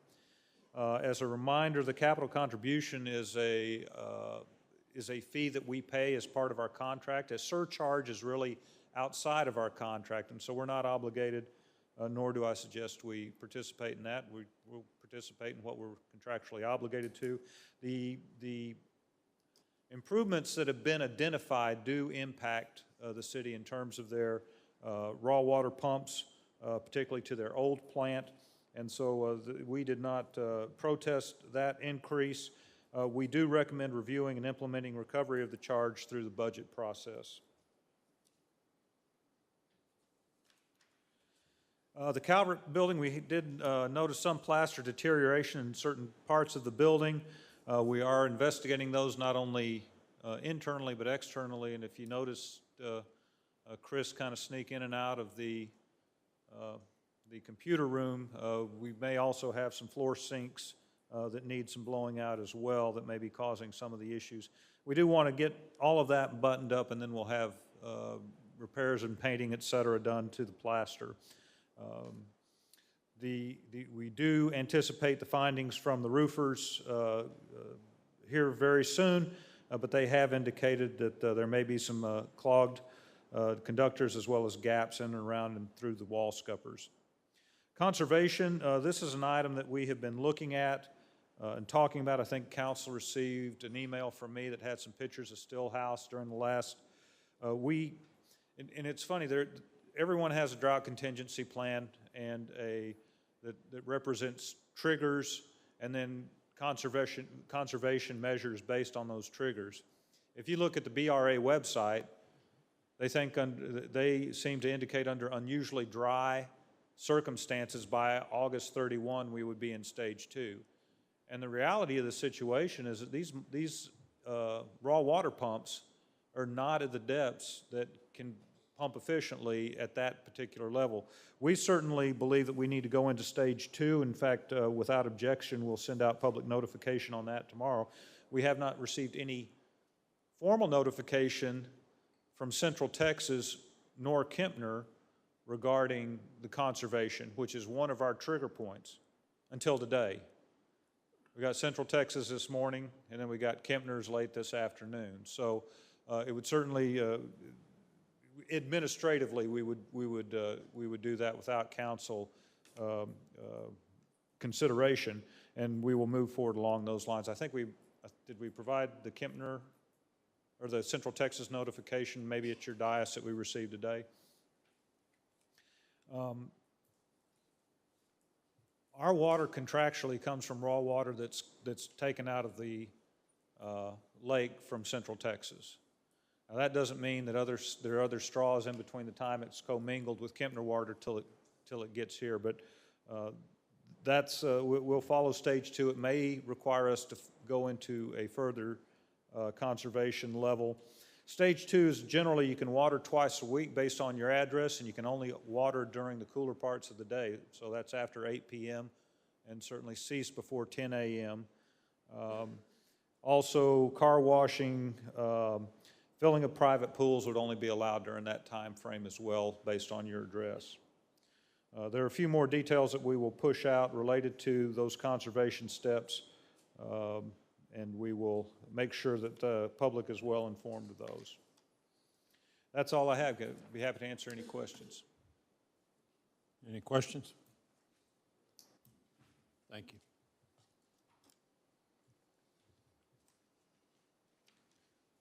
Just had a couple of comments in the mayor comment category. I just wanted to thank our first responders and just citizens here in this town after coming off of just a great week of Spring Hoe and all the events that took place.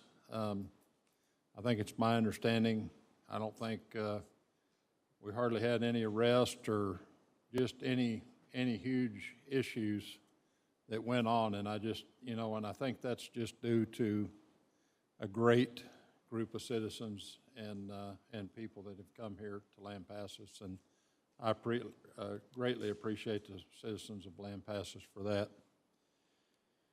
With that, we'll move on to 7.1. To discuss and consider the selection winner of the website photo contest entry. Mayor and City Council, there were 4 photo entries for the month of June.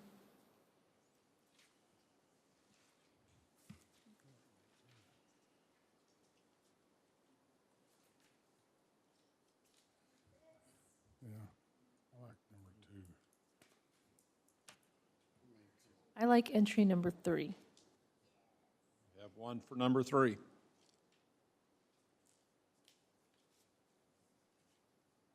Anyone else?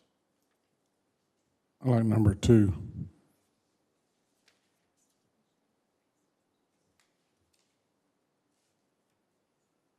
We have a one entry for 3 and a 1 entry for number 2.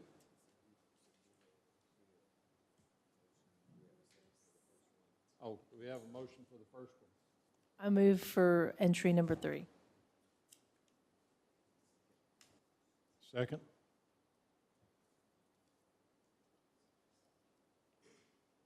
We don't have a second? Do we have a motion for the number 2? Make a motion number 2. Do we have a second? No second, so let's go. I'll move for number 4. Do I have a motion for number 4? I'm going to second number 4. We have a first and a second for number 4. All in favor? Aye. Any opposed? Aye. Nay.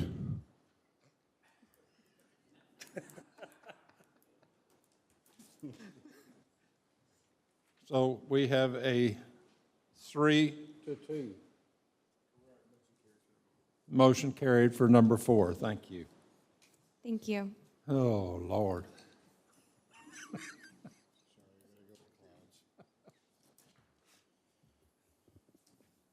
Thank you, Zach. Yes, sir.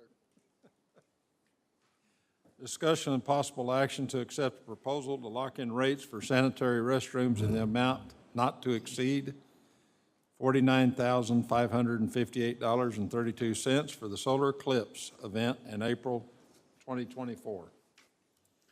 Good evening again, Mayor and Council. This item is placed on the agenda to secure rates for portable sanitary restrooms and hand washing stations as the city continues to prepare for the solar eclipse event in April of 2024. Staff will work with the contractor for delivery dates, placement, and the exact number of restrooms needed as the event draws near. Staff has forecasted a maximum of 285 portable sanitary restrooms, 13 ADA compliant portable sanitary restrooms, 26 hand washing stations, and 2 cleaning services.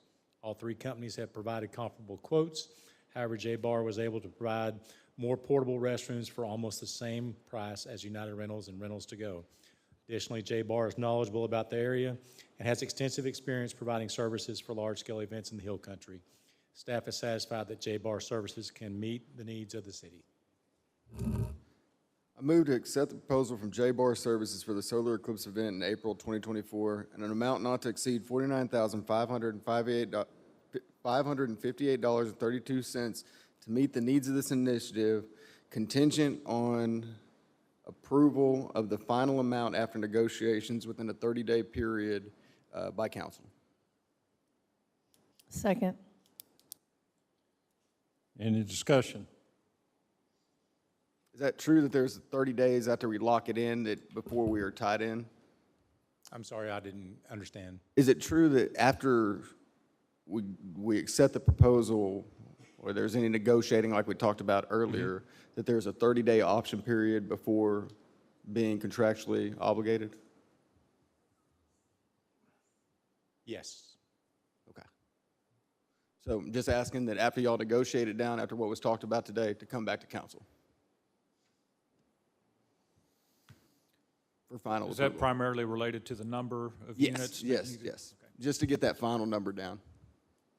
I think that's clear to staff. Okay. I did have a question because I thought we were going for the higher number of restrooms because we were really needing 300, and that's why we were going with them with the 285. So in negotiating it down to the 257, I mean, it'll save some money, but it won't necessarily be the number of restrooms that we needed. I mean, Is that correct? everything with the number of restrooms we needed is just, Guesstimates, yeah. And if it's still negotiable, can we, I mean, I guess is it optional that if we decide that we want 257, but we now later need 285, do we get the same price? Is that part of the negotiation? So if we only decide at some point that we only need 257, we're going to pay for 285 either way if we decide on 285. A point of order probably should be tabled. Should be tabled. But if we have this many questions, the motion should not carry. It should be tabled to bring back once we have all the information we need. I agree. All in favor? aye. Aye. Any opposed? We're going to table it. Okay, thank you. Thank you, Chief.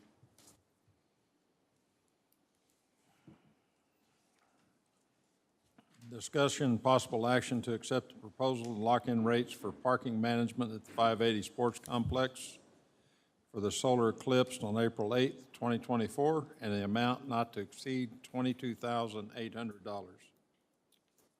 Good evening again, Mayor and Council. This item is to approve the parking management company, Central Texas Valet, at the 580 Sports Complex for the solar eclipse event on April 8th, 2024. The timeline would be from 5 a.m. to 5 p.m. It will include 10 parking valets, 12 security guards, and a traffic control manager for the price to not to exceed $22,800. So at this time, staff recommends approval from the proposal from Central Texas Valet to secure parking management costs for the solar eclipse event on April 8, 2024, in an amount not to exceed $22,800.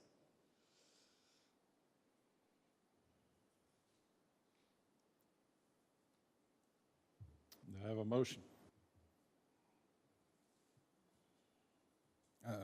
And this is just to set the price, the rate. Okay. One of the things that I can say, and correct me if I'm wrong, we are up against a time frame on being able to lock in these rates. Is that correct? To where the rate could change within a certain period of time, but it could be contingent on the motion made by council. Okay.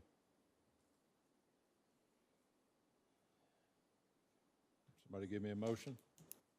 Table?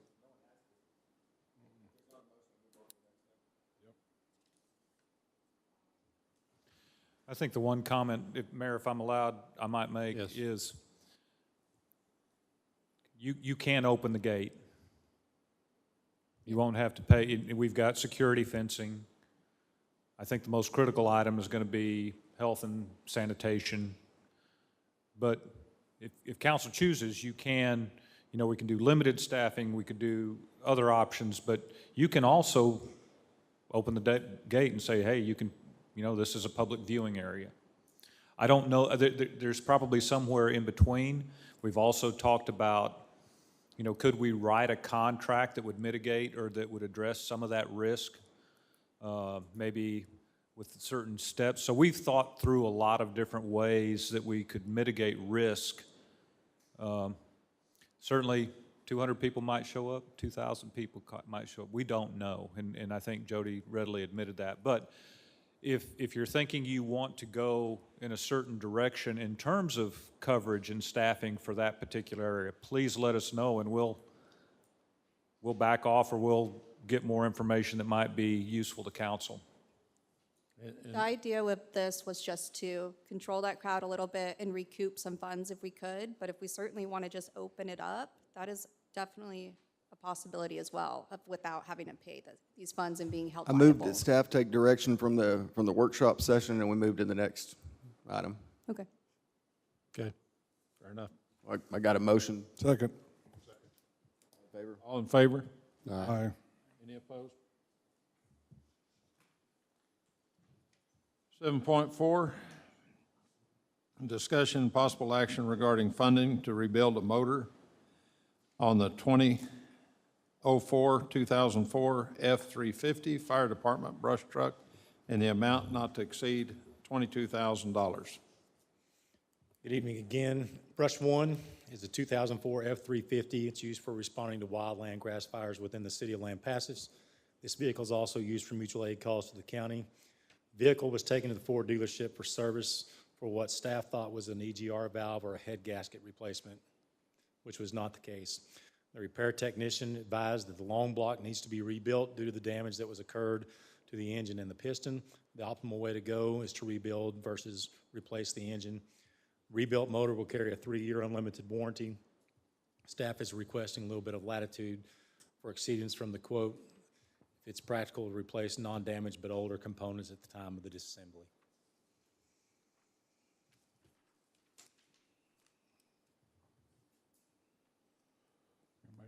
I'll make a motion to approve the rebuild of the motor in the 2004 F-350 Fire Department brush truck in an amount not to exceed $22,000. Any questions? All in favor? Aye. Any opposed? Thank you very much. Thank you. Discussion and possible action to direct staff to initiate bid phase process for revised project scope for the Hostess House. Mayor and council, this was discussed during a workshop session. I think the one piece that I probably was not discussed is that really the initiation of this would be the approval of any sort of design engagement with Reliance. We have engaged them obviously for the previous plan set. We have discussed that particular cost. However, we really can't proceed until you sign off on that and take formal consideration, which we can actually bring to you on the 17th if that's your wish. But certainly the consideration to move forward in the process is what's requested at this time.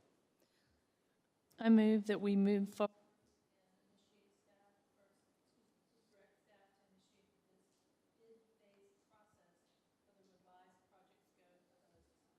Second. Any discussion? Any questions? All in favor? Aye. Thank you. Any opposed? Thank you. Discussion and possible action regarding the Lampasas Central Appraisal District, LCAD, for the year 23-24 budget. Mayor and council, this item was discussed during the workshop session. The chief appraiser is still in attendance if you wish to ask her any questions. However, if you do wish to make a motion, we ask that you include the language there, because what you're actually doing is reconsidering the previous action that you took. You can certainly take no action, which your previous motion would stand, or if you wanted to take affirmative or otherwise, you could do that as well. Move to reconsider motion to reconsider the motion presented in June 26, 2023 meeting, and move to approve the LCAD fiscal year 2024 budget as presented. Second.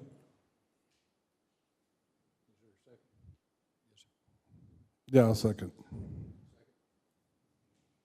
Any discussion, questions? Thank you for coming and laying it out for us.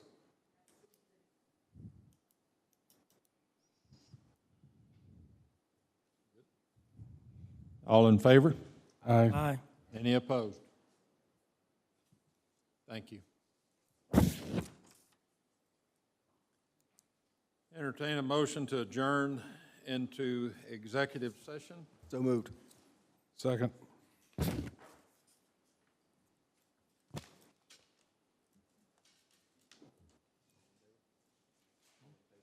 All in favor? Aye. Aye. Any opposed? Thank you. Mayor, I'd ask that the Assistant City Manager and EDC Director be included in executive session. Absolutely. Thank you, Zach.